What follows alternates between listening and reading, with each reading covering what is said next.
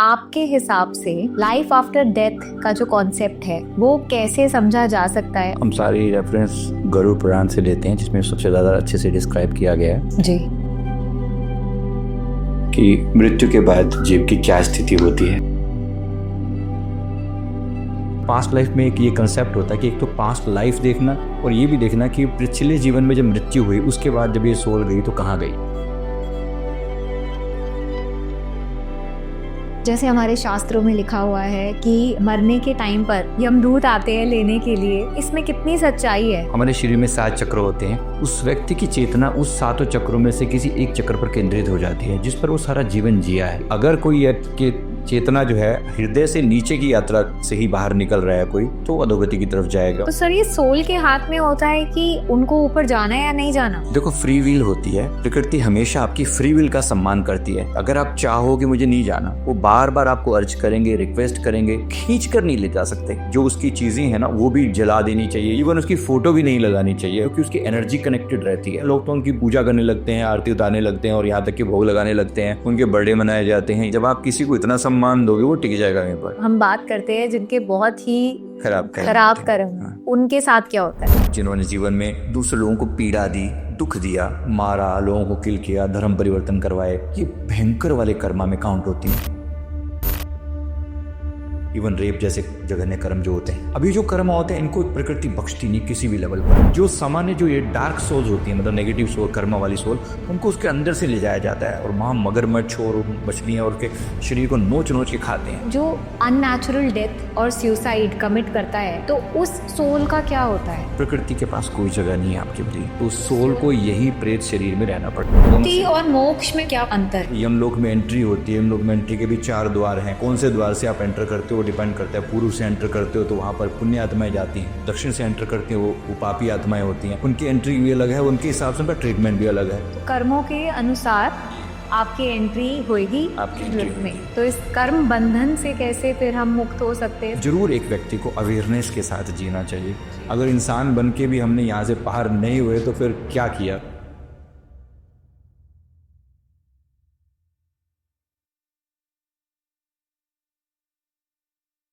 नमस्कार दोस्तों, मैं हूं मुग्धा और स्वागत है आपका हमारे आज के पॉडकास्ट में। तो आज का पॉडकास्ट बहुत ही इंटरेस्टिंग होने वाला है क्योंकि हम बात करेंगे एक ऐसे विषय पर जो इंसानियत के लिए हमेशा से एक रहस्य बना रहा है।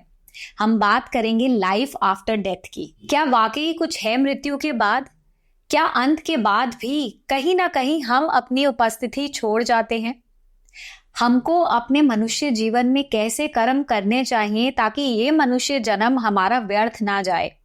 ऐसे ही कुछ सवालों पर आज हम रोशनी डालेंगे और इन्हें समझने की कोशिश करेंगे। आज जो हमारे बीच में गेस्ट हैं उनका नाम है संजीव मलिक।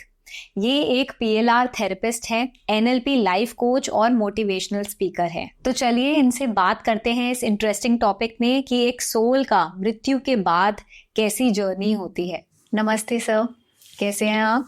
हाँ जी, नमस्कार जी, ठीक। स्वागत है आपका द स्पॉटलाइट शो में। जी, थैंक यू।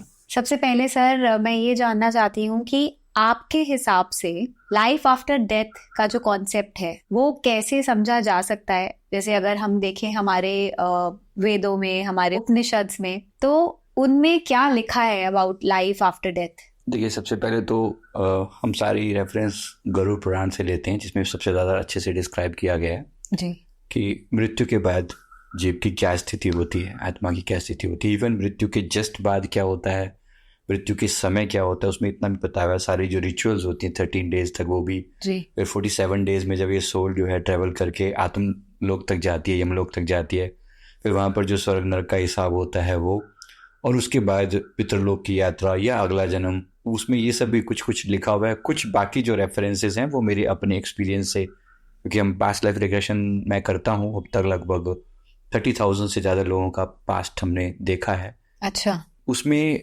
पास्ट लाइफ में एक ये कंसेप्ट होता है कि एक तो पास्ट लाइफ देखना और ये भी देखना कि जब पिछले जीवन में जब मृत्यु हुई उसके बाद जब ये सोल गई तो कहाँ गई और उसके साथ फिर क्या हुआ। ये पॉसिबल है, ये भी देखना पॉसिबल है, ये पॉसिबल है और आपने देखा हुआ है? जी जी। इसे LBL के नाम से जानते हैं, मतलब लाइफ बिटवीन लाइव्स। दो जीवनों के बीच में ये आत्मा क्या करती है, जो सोल की जर्नी है, हाँ, उसको भी देखा जा सकता है। ये पॉसिबल है, ये भी कंसेप्ट है। अच्छा। डॉक्टर रेमंड मोडी ने इस पर पूरी बुक लिखी है, इस पे के ऊपर दो जन्मों के बीच में आत्मा का क्या होता है, इसके पूरा डिस्क्राइब किया हुआ है।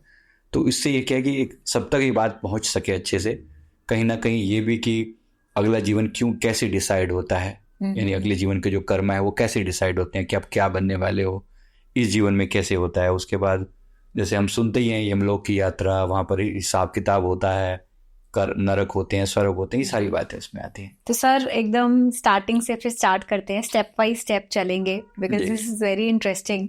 जी। सबसे पहले जब एक मनुष्य की मृत्यु होती है, उस स्टेज पे उसकी मन की क्या अवस्था होती है, क्या वो महसूस करते हैं? अब बहुत लोगों की नियर डेथ एक्सपीरियंसेस भी हैं, तो वो जिस तरह से कहते हैं कि एक वाइट लाइट होती है and they feel very happy, उनको बहुत अच्छा लगता है, वहाँ पे कोई पेन नहीं है। जैसे हमारे शास्त्रों में लिखा हुआ है कि मरने के टाइम पर यमदूत आते हैं लेने के लिए, तो ये इसमें कितनी सच्चाई है? देखो, सबसे पहले तो मृत्यु के समय जो मन की अवस्था होती है ना, इसको थोड़ा समझना जरूरी है, क्योंकि जो इंसान जीवन भर सोचता रहा है जी, जिस चीज में वो सारा जीवन जिया है, हमारे शरीर में 7 चक्र होते हैं, उस व्यक्ति की चेतना उस 7 चक्रों में से किसी एक चक्र पर केंद्रित हो जाती है जिस पर वो सारा जीवन जिया है। अच्छा। कोई व्यक्ति सारा दिन केवल खाने पीने पर ही जिया है, तो उसके लिए मूलाधार चक्र हमारा सबसे निचला चक्र है, केवल उसका खाने पीने पे एक पशु तुल्य उसने जीवन जिया, खाया पिया मौज करे, बस इतना। दूसरा, उसने सेक्सुअल लेवल पर जिया, मतलब सेक्सुअल थॉट्स और ये सब चीजें, जैसे लोग होते हैं नशे वशे, ये सब स्वादिष्ठान चक्र की यात्रा। किसी ने केवल मान सम्मान में, मैं ऐसा, मेरा ईगो, मेरा ऐसा वैसा, मेरे पास इतना पैसा, मेरे पास इतनी पावर, ये मणिपुर चक्र तक का जीवन उसने जिया। अच्छा। तो चेतना जिस लेवल पर भी उसने जीवन जिया है, इसके अलावा कोई इमोशंस में जिया है, बहुत भाव लेवल पर, मैं, मेरे बच्चे, मेरा परिवार, मेरे ये जो है ना, ये इमोशन लेवल पर, मतलब हृदय चक्र की यात्रा। ये नीचे से ऊपर की ऐसी यात्रा है, तो हृदय चक्र की यात्रा। किसी ने ज्ञान में जीवन जिया, थोड़ी समझ के साथ जीवन जिया कि चलो ये सारी बातें तो ठीक, लेकिन मरना भी है, जीवन का कोई टास्क भी है जो कंप्लीट करना है, कोई सोल कॉन्ट्रैक्ट भी है जो फिनिश करना है। इस धरती पर केवल हम खाने पीने और ये सब करने के लिए तो नहीं आए हैं, कोई बड़ा पर्पज है। तो वो थॉट चक्र तक पहुंचा, इसका मतलब वो व्यक्ति ज्ञान चक्र पर पहुंचा। कोई इससे भी ऊपर जिसने साधनाएं करी, जिसने मेडिटेशन किया, जिसने ध्यान किया, तो वो यहाँ थर्ड आई तक पहुंचा। कोई उससे भी ऊपर देवी देवताओं से भी बढ़कर उसने आत्मा का ज्ञान प्राप्त किया, और उसकी यात्रा फिर होती है क्राउन से, सिर की चोटी से उसके प्राण निकलते हैं। अच्छा। तो ये यात्रा यहाँ से शुरू होती है कि आपने जीवन भर क्या किया है, उसके कंक्लूजन में आपकी सोल किस केंद्र बिंदु से जा रही है। तो ये कोई एक मोमेंट का डिसीजन नहीं है, ये पूरे जीवन के डिसीजन होते हैं, ओवरऑल कंक्लूजन होता है। आपने अपनी जिंदगी कैसे जी है।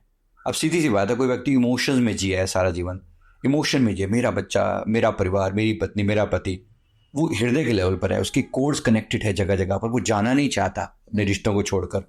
तो अधिकतर जो चेतना केंद्रित होती है वो हृदय चक्र पर केंद्रित होती है। अब हृदय से ही बाहर निकलेगी तो हृदय आघात जिसे हम बोलते हैं, मतलब हार्ट डिजीज हुई तो उसके हार्ट फेल हुआ, तो यहाँ से चेतना बाहर निकल रही है, इसका सीधा सीधा इंडिकेशन है। कोई फिजिकल ऑर्गन जो उस चक्र के साथ जुड़ा हुआ है उसमें फेलियर, उसके द्वारा वो चेतना बाहर निकल रही है। अच्छा।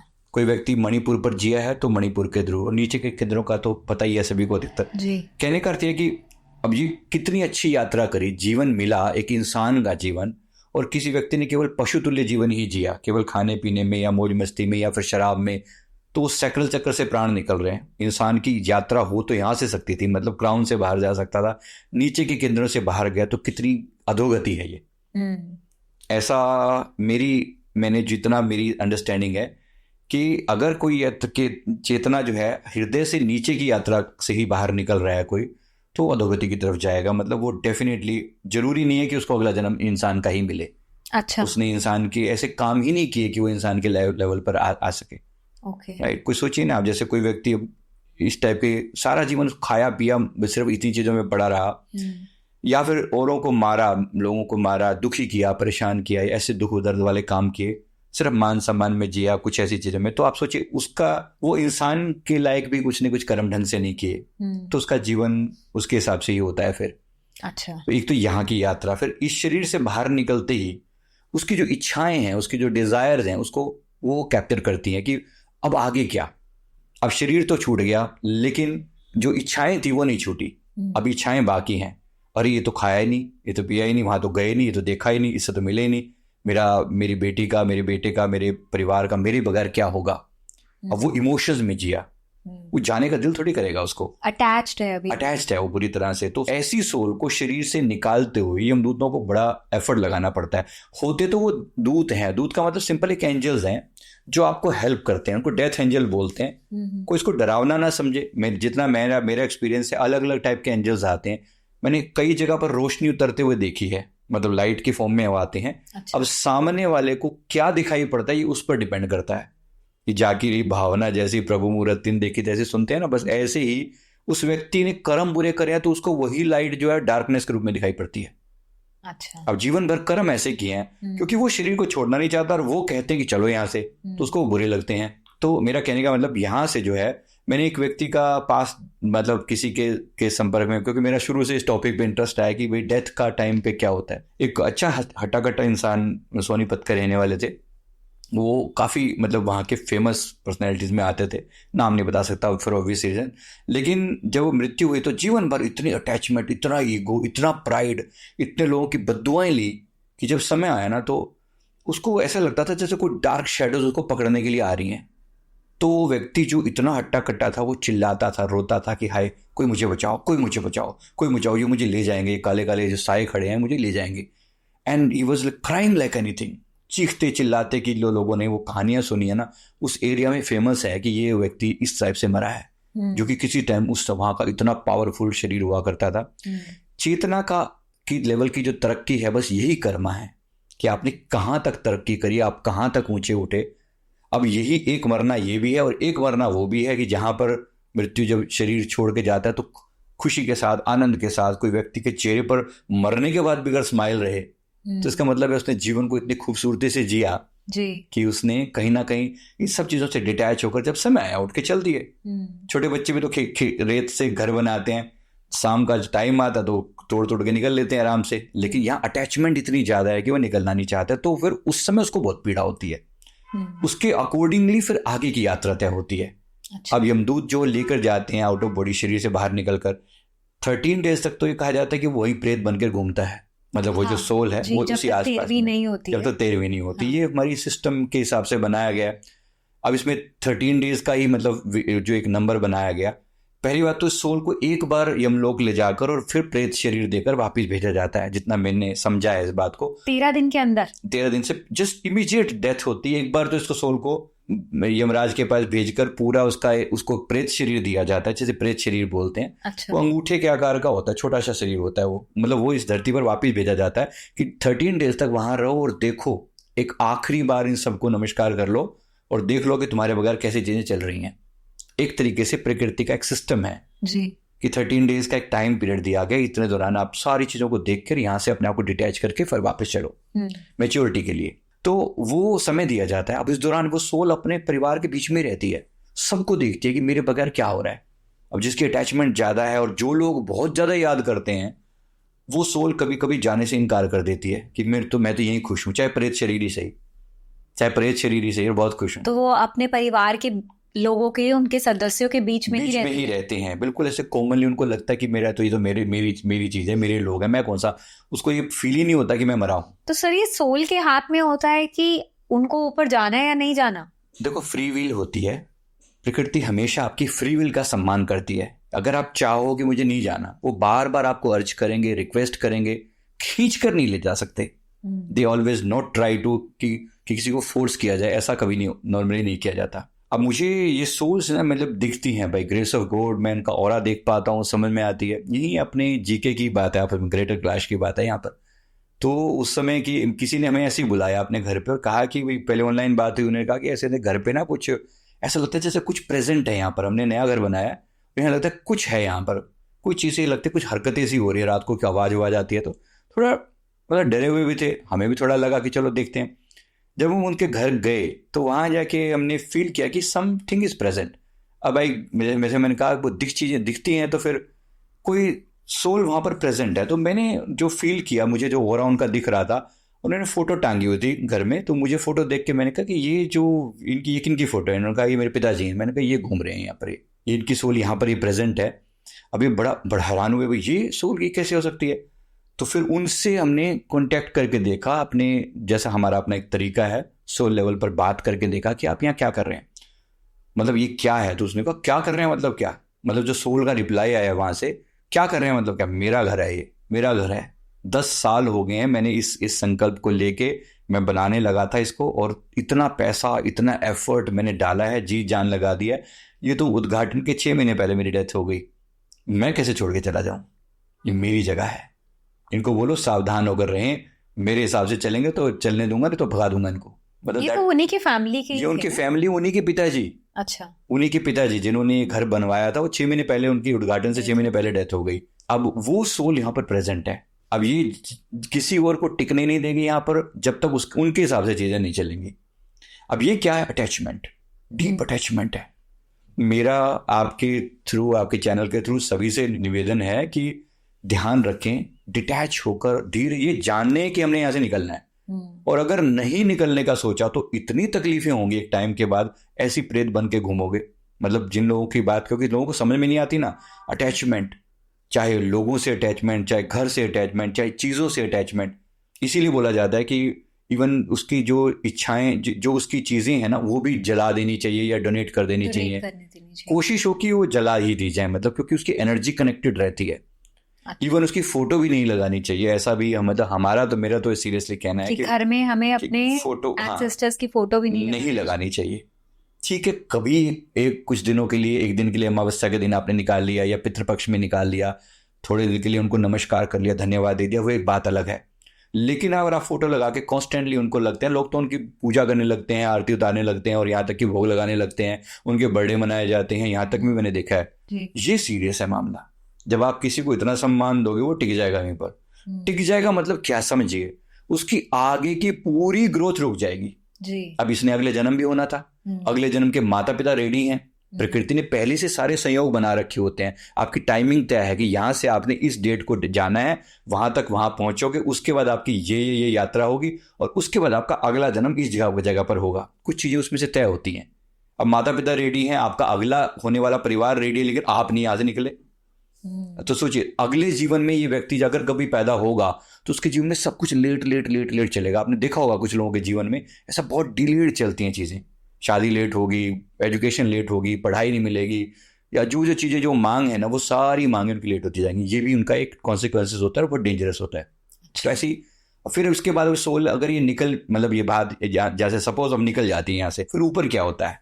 पहली बात तो जो रास्ता है यहाँ से लेकर यमलोक तक का जो रास्ता बोला जाता है, 99,000 योजन ऐसे कहा जाता है कि इतना है यात्रा। 99,000? हाँ जी, 99,000 योजन। तो सर जब आत्मा जब निकलती है, अभी तो आपने बोला पहले कि यमराज के पास जाएंगी प्रेत योनि में, आके एक बार वापस 13 दिन वही रहेंगी, एंड उसके बाद जब उनको लेके जाते हैं, जो आप 99,000 का बोल रहे हैं, तो साथ में कोई गाइड होता है, कोई यही जो एंजल होता है, डेथ एंजल, जिसे आम यमदूत बोलते हैं, यही साथ जाते हैं सर। क्योंकि कहा जाता है कि जैसे अगर किसी मनुष्य ने किसी एक गुरु से दीक्षा ली है, तो वो गुरु आते हैं at the time of death आपको लेने के लिए। डेफिनेटली, अगर कोई ऐसा है तो फिर बात बिल्कुल डिफरेंट है। यहाँ कंसेप्ट ही बदल जाता है। ये जो अभी तक जो मैंने बात करी गुरु पुराण के हिसाब से, सामान्य इंसान की बात करी, अच्छा। जो जिसके गुरु नहीं है, अगर गुरु हैं तो सारी स्टोरी चेंज हो जाती है। फिर ये अच्छा, फिर जैसे ही गुरु की बात आती है तो फिर मामला बिल्कुल डिफरेंट है। चलो दोनों को डिस्कस करते हैं अभी। पहले आप एक सामान्य मनुष्य के बारे में बताइए। जी देखिए, सामान्य मनुष्य का तो मैंने अभी जैसे बोला, तो इनकी जो यात्रा तो ऐसे है, क्योंकि वो अपने कर्मों के साथ जुड़ा हुआ है, उसके कहीं समर्पण भाव नहीं है जी। फर्क किस बात का है, वो किसी के प्रति डेडिकेटेड है। जैसे कोई व्यक्ति अब श्री कृष्ण जी के प्रति डेडिकेटेड है, साईं बाबा के प्रति डेडिकेटेड है, तो उनकी ड्यूटी है कि जीवन भर इसने हमारे नाम के साथ कनेक्ट किया है, तो अब हमारी ड्यूटी है, मृत्यु के समय हम प्रार्थना भी करते हैं ना, इतना तो करना स्वामी जब प्राण तन से निकले। जब हम ये भाव रखते हैं तो परमात्मा को भी अपनी ड्यूटी देनी पड़ती है। फिर ये आती है, दिव्य आत्माएं लेने के लिए आती हैं। अच्छा। मैंने वो समय भी देखा है। लास्ट मेरा जो डेथ हुई थी 1955 में, मेरी जब डेथ हुई थी पिछले जीवन में, तो मैं उस समय में यमुनानगर करके जगह हरियाणा में, मैं वहाँ पर था। तो वहाँ जब डेथ हुई तो मृत्यु के समय में गुरु नानक देव जी मेरे सामने आए थे। अच्छा। गुरु नानक देव जी की पवित्र ऊर्जा को मैंने मतलब फील किया था कि वो लेने के लिए आए हैं, और गुरुद्वारा के पास ही मेरा घर था, तो वहाँ से उन्होंने पूरा जैसे एक एम्ब्रेस करके ना एक सोल को अपने लेवल पर आके कि, और डिटैच भाव था, क्योंकि पिछले जन्मों में भी यात्रा मेरी इसी संन्यास की यात्रा ज़्यादा रही है, मतलब मेडिटेशन की, ध्यान की। मैंने लगभग 30 लाइफ टाइम्स देखे हैं, 30 जन्म अपने देखे हैं लगभग। तब से जो है ना, उससे पहले की भी मैंने काफ़ी यात्रा देखी है, कभी बीच में फ्लैशेज आते हैं तो, और पीछे के फ्लैशेज भी आते हैं कि दिखाई पड़ता है, तो उनका आना बहुत ही ग्रेसफुल होता है, बहुत ही ग्रेसफुल। तो एक सोल को सच्चे जीवन भर आपने जिसको याद किया, वो गुरु के रूप में वो डिवाइन सोल आपके सामने आती है, तो फिर इस आत्मा का कहना क्या, फिर तो मतलब एक समझो को वो निहाल हो जाता है कि भाई चलो अब तो ये सारा जंजाल छूटा और हम चले अपने घर की तरफ जा रहे हैं। तो वो जो यात्रा होती है वो तो बहुत ब्यूटीफुल होती है। अच्छा, तो मैंने मतलब उनका एम्ब्रेस को फील किया है, वो चीज़ जो उनकी डिवाइन लाइट, उनका गाइडिंग, सुंदर ब्यूटीफुल पावरफुल ओरा, तो अपना ओरा उनके ओरा में मर्ज होते हुए फील होता है कि जैसे वो आ रहे हैं लेने के लिए और ये सोल को आगे गाइड करते हैं। तो उनकी तो बात अलग है। अब ये ऐसी जो भी सोल है, इसीलिए परमात्मा का नाम स्मरण जो है वो इतना महत्वपूर्ण है कि जीवन भर आप जिसको याद कर रहे हो, मृत्यु के समय वो आपको लेने आएंगे, जरूर आएंगे। तो जीवन का कंक्लूजन हो गया, सारे जीवन जिसको याद किया तो वहां। अब जिस सामान्य इंसान की यात्रा है जो अपनी ईगो में जिया, अहंकार में जिया, या अन्य संसारी इच्छाओं के साथ जिया, उसकी यात्रा में इसकी यात्रा में जमीन आसमान का फर्क है। अच्छा, अब वहां जो है डिजायर्स पर फोकस्ड है वो व्यक्ति। अच्छा। ये जो है समर्पण पर फोकस की बात हमने करी है ना, समर्पित है वो कोई भी कर्म करता है, कृष्ण वो वासुदेवाय समर्पयामि है ना, गुरुदेवाय समर्पयामि करते करते वो जो कर्म करता है, ये दोनों में जमीन आसमान का भेद पड़ जाता है। अब जो मृत्यु का खेल ही, मृत्यु के समय ही सारा पता चलता है कि व्यक्ति ने जीवन भर क्या किया, एक तरीके से मृत्यु कंक्लूजन है। अब वो जो उसकी यात्रा है वो बड़ी खतरनाक है, क्योंकि उसके डिजायर्स प्रधान है। उसने अगर कुछ कर्म किए भी ना समर्पण भाव से ना करके ईगोइस्टिक भाव से किए, उसने कहीं दान भी दिया ना, तो दान भी इससे अगर मेरा नाम लिखा जाना चाहिए, मैं दे रहा हूँ, पंखे पर मेरा नाम लिखवाओगे तो मैं दूंगा, नहीं तो नहीं दूंगा। तो अब जो दे रहा है वो उसके पीछे उसका ईगो काम कर रहा है, बस वही उसकी जो इच्छा है ना, इच्छा के अनुसार ही उसको आगे का वो मिल रहा है। अब वो जब वो हिसाब किताब की बात करेगा तो फिर हिसाब किताब ही होगा। फिर वो जहां जहां रास्ते में से तकलीफ होती है, वो पानी मांगता है, उसे प्यास लगती है, उस सोल को, क्योंकि लंबी जर्नी है, 47 डेज कम नहीं होते, तो वो यात्रा में जब ये यात्रा हो रही है तो उसमें जब वो मांगता है तो उसके पुण्यों के बदले उसे सब दिया जाता है। Sir 47 days you said, 47 days यहाँ से लेकर कहाँ तक जाना होता है? यमलोक तक। यमलोक तक। हाँ।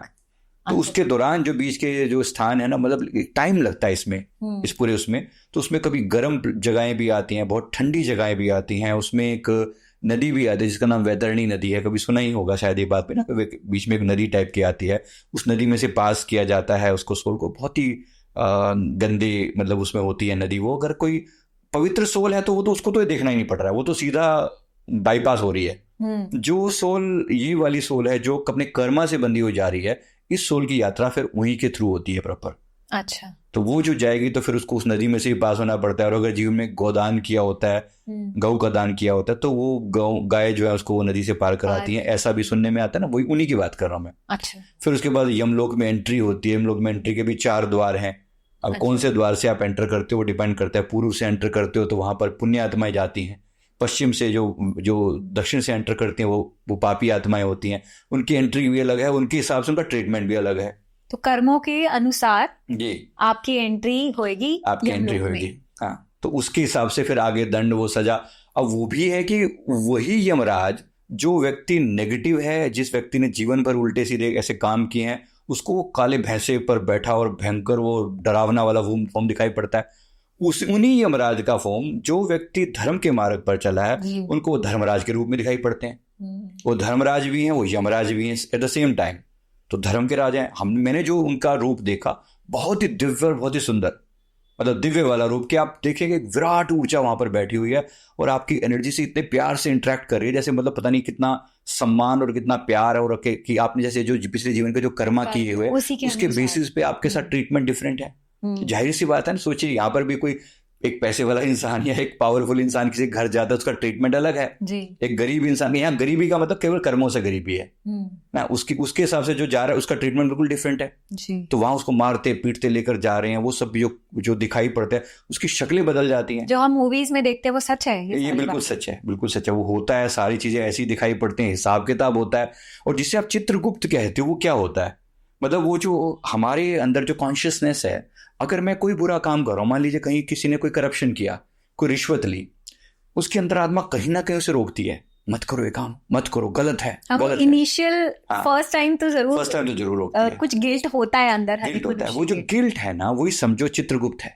अच्छा। समझो वही चित्रगुप्त है। वही चित्रगुप्त गुप्त रूप से आपका चित्र ले रहा है। गुप्त रूप का मतलब आप ही के अंदर है और आप ही की फोटो ले रहा है कि आपने ये कर्म किया है, और इसका जो गिल्ट पैदा हो रहा है ये उन्हीं चित्रगुप्त की समझो आपकी रिकॉर्डिंग चल रही है ना। तो रिकॉर्डिंग में अगर उस व्यक्ति ने उस समय उस गिल्ट को इग्नोर कर दिया, अरे क्या है, चलता रहता है, ये भी रिश्वत ले रहा है, वो भी ले रहा है, वो भी ले रहा है, वो भी ले रहा है, सो व्हाट, मैं भी ले लूं तो क्या।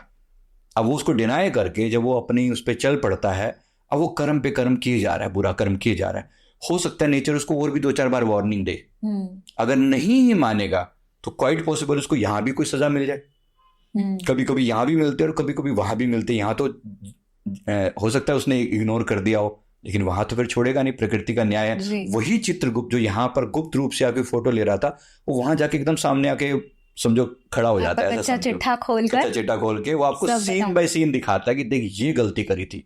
मैंने वो व्यू भी देखा हुआ है, क्योंकि मृत्यु के बाद की वो पूरी यात्रा जो है ना, एक ऐसा व्यू जहां पर एक्चुअली, जिसको मैं 5D व्यू बोलूं, तो 5D व्यू कैसा होता है, फॉर एग्जाम्पल जैसे अब किसी के प्रति मेरे अच्छे या बुरे कर्म जो भी थे, तो मैंने किसी का अपमान किया, तो मुझे क्या फील होगा, वहां पर क्या दिखाई देगा। एक बड़ी सी स्क्रीन है, तो स्क्रीन पर मुझे कुछ दिख रहा है, मैं बैठा हूं, मेरे एंजल्स बैठे हैं साथ में, स्पिरिट गाइड बैठे हैं, यमदूत खड़े हैं, और ये पूरा सिस्टम मुझे सपोर्ट कर रहा है मेरे कर्मों को रियलाइज करवाने में। इसको हम बोलते हैं लाइफ रिव्यू।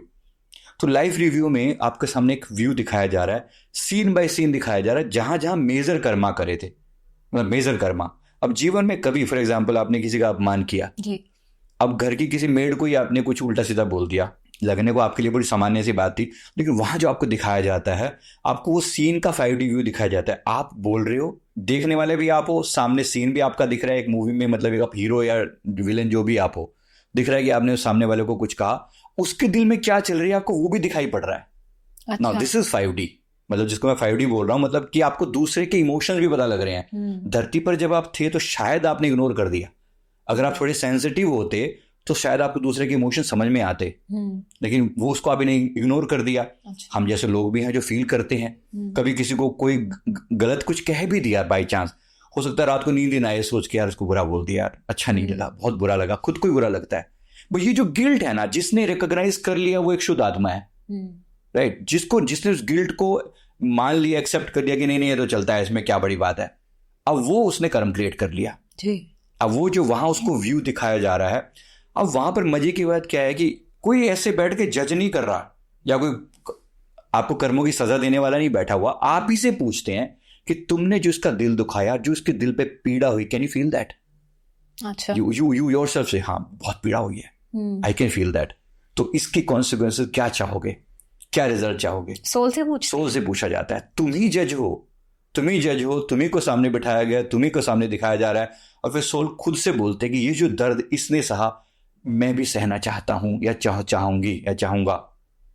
तो ये अब आपके सोल कॉन्ट्रैक्ट में लिख दिया गया कि अगले जीवन में ये सोल इसको इसी प्रकार से कहीं ना कहीं पीड़ा देगी, तकलीफ देगी, ये आपके उसमें भाग्य बन गया आपका। तो अगर सोल मना कर दे कि मुझे ऐसा वहां पर इतनी प्योरिटी के साथ होती है, सोल इतनी प्योर होती है कि वहां पर आप इनकार नहीं कर सकते। नॉर्मली तो ये होता है, फिर भी इनकार कर सकती है। मैं आपको बता रहा हूँ, ये ऐसा नहीं है कि इनकार नहीं कर सकती। अच्छा। कि मुझे तो नहीं भुगतना, मैं तो अभी भी मैं समझता हूँ कि मैं ही ठीक था। अच्छा। उसने गलती करी थी, मैंने तो उसको ऐसा कर दिया। फिर आपको आपकी जस्टिफिकेशन पर छोड़ दिया जाता है। ऐसा नहीं है कि आपको कुछ पीट के सुधारा जाता है, ऐसा बिल्कुल भी नहीं है। तो वो जो गर्म तेल होता है, वो मामला भी है, वो तब है। मैंने कहा ना, ये वो वाला रूट है जो अच्छी वाली सोल्स का रूट है, जो गुरु वाला रूट है, भगवान वाला रूट है। इनका भी हिसाब किताब है, मतलब आप हम जैसी जो थोड़ी ठीक आत्माएं, उनका भी हिसाब होगा। अब वो जो बहुत गंदी आत्माएं हैं जो दक्षिण से प्रवेश कर रही हैं, दक्षिण द्वार से, मतलब पूर्व वाली बात कर रहे हैं। अभी हम पूर्व वाली बात कर रहे हैं। पहले ये वाला खत्म मतलब इनका जो व्यू है ना, हाँ उनका व्यू बिल्कुल डिफरेंट है। करेक्ट, वो उस पे भी आएंगे, उन पर भी आएंगे। हाँ, तो यहाँ जो दिख रहा है ना, यहाँ ये सोल खुद से ही डिसाइड कर रही है अपने कर्मा का। जो कर्मा मैंने किए थे उसके सामने पूरा व्यू दिखाया जाता है, उसको सामने वाले की अंडरस्टैंडिंग दी जाती है, फिर से खुद ही पूछा जाता है तुम ही जज हो, तुम बताओ तुम क्या चाहोगे। मैं किसी सन्यासी की बात कर रहा हूँ, उसने इस जीवन में, हम उसका पास देख रहे थे, हमारे मतलब हमारे मेडिटेशन ग्रुप में है वो। अच्छा। तो उनके थोड़े पैर में थोड़ी तकलीफ है, तो उनका हमने देखा कि वो पिछले जीवन में भी एक सन्यासी थे। हमने देखा कि किस जीवन में इनको ये तकलीफ कैसे हुई। तो पता लगा कि एक दिन इन्होंने कुछ रोटी बनाई और एक कुत्ता जो है उनकी रोटी को उठा के ले गया। 2-3 रोटी बनाई, कुत्ते ने झपट्टा मारा, ले गया। इसने पूरे दिन कुछ खाया नहीं था, शाम को एक ही बार खाना खाता था। कुत्ते को गुस्सा आया, उन्होंने उठा के डंडी से जोर से खींच के मारी और कुत्ते के पैर पे लगे, पैर टूट गया। अच्छा। अब ये सीन उनको दिखाया गया। अब ये सीन दिखाकर फिर इनसे पूछा गया, अब बताओ क्या गलत, क्या तुम्हें कुत्ते का दर्द फील हो रहा है, यस और नो? हाँ मुझे हो रहा है। तो क्या चाहोगे? जो दर्द कुत्ते ने सहा मैं भी सहना चाहता हूं। मुझे तभी पता लगेगा, तभी समझ में आएगा कि दर्द क्या होता है, क्योंकि उसके बाद कुत्ता सारा जीवन लगड़ाता रहा जितना भी उसने जीवन जिया जी। अब सोचो ये पेन इनके जीवन में लिख दिया गया। अब गलती किसकी है? कोई गलती नहीं है, सिर्फ समझाया जा रहा है। आप खुद ही चयन कर रहे हो अपने अगले जीवन का। तो जहां जो आपके कर्म, एक एक छोटे से छोटे कर्म का एनालिसिस होता है। अच्छा। तो यही चित्रगुप्त का, अगर मैं न्याय कहूं या इसको जो भी कहूं, ये है लाइफ रिव्यू। इससे पहले कि वो लाइफ रिव्यू हो, क्या ये लाइफ रिव्यू हम आज नहीं कर सकते? बिल्कुल। जब तक हम जीवित हैं, अगर हम ये यहीं पे कर लें तो बहुत सारी चीजों से आगे बच जाएंगे। Correct. किसको फेस करेंगे? यहाँ तो माफी मांगने की गुंजाइश है, वहां फिर माफी नहीं है, वहां फिर तो कर्मा है। राइट। तो अभी तक तो माफी है। अगर सोच आज भी हमने कोई गलती करी और मैं अभी जाकर उस व्यक्ति से माफी मांग ली, भी सॉरी जी गलती होगी, ये कर्मा खत्म, ये ओवर। इसके बाद इसकी कोई सजा नहीं, कोई हिसाब नहीं, क्योंकि यही अगर आपने यहीं पे ही इसी जन्म में किसी इंसान से माफी मांग ली, राइट, तो कर्मा ओवर। क्योंकि उसके मन में, आपके मन में कोई छवि नहीं बनी है एक दूसरे के प्रति ना। जहां कोई ग्रज रह गया, जहां कोई दुख रह गया, जहां कोई पीड़ा रह गई, ये कर्म 1 to 1 है। इसमें परमात्मा का कोई भी रोल नहीं है। आपने किसी मेड को तकलीफ दी, वो मेड और आपके बीच का एक कर्मा है। अब कोई कहे कि भगवान मुझे सब कुछ ठीक क्यों नहीं कर देता? भगवान कुछ नहीं करेंगे यहाँ पर। ये कर्मा इंडिविजुअल है, 1 to 1 है। माफी भी इनको 1 to 1 ही मांगनी पड़ेगी। ये सोल ने यहाँ से माफी मांग ली, बात खत्म, इन दोनों के बीच में ग्रज खत्म हो गया। अगर नहीं करा तो अगले जन्म में नहीं जन्म तो फिर आपको ये दिखेगा, ये सब होना ही होना है।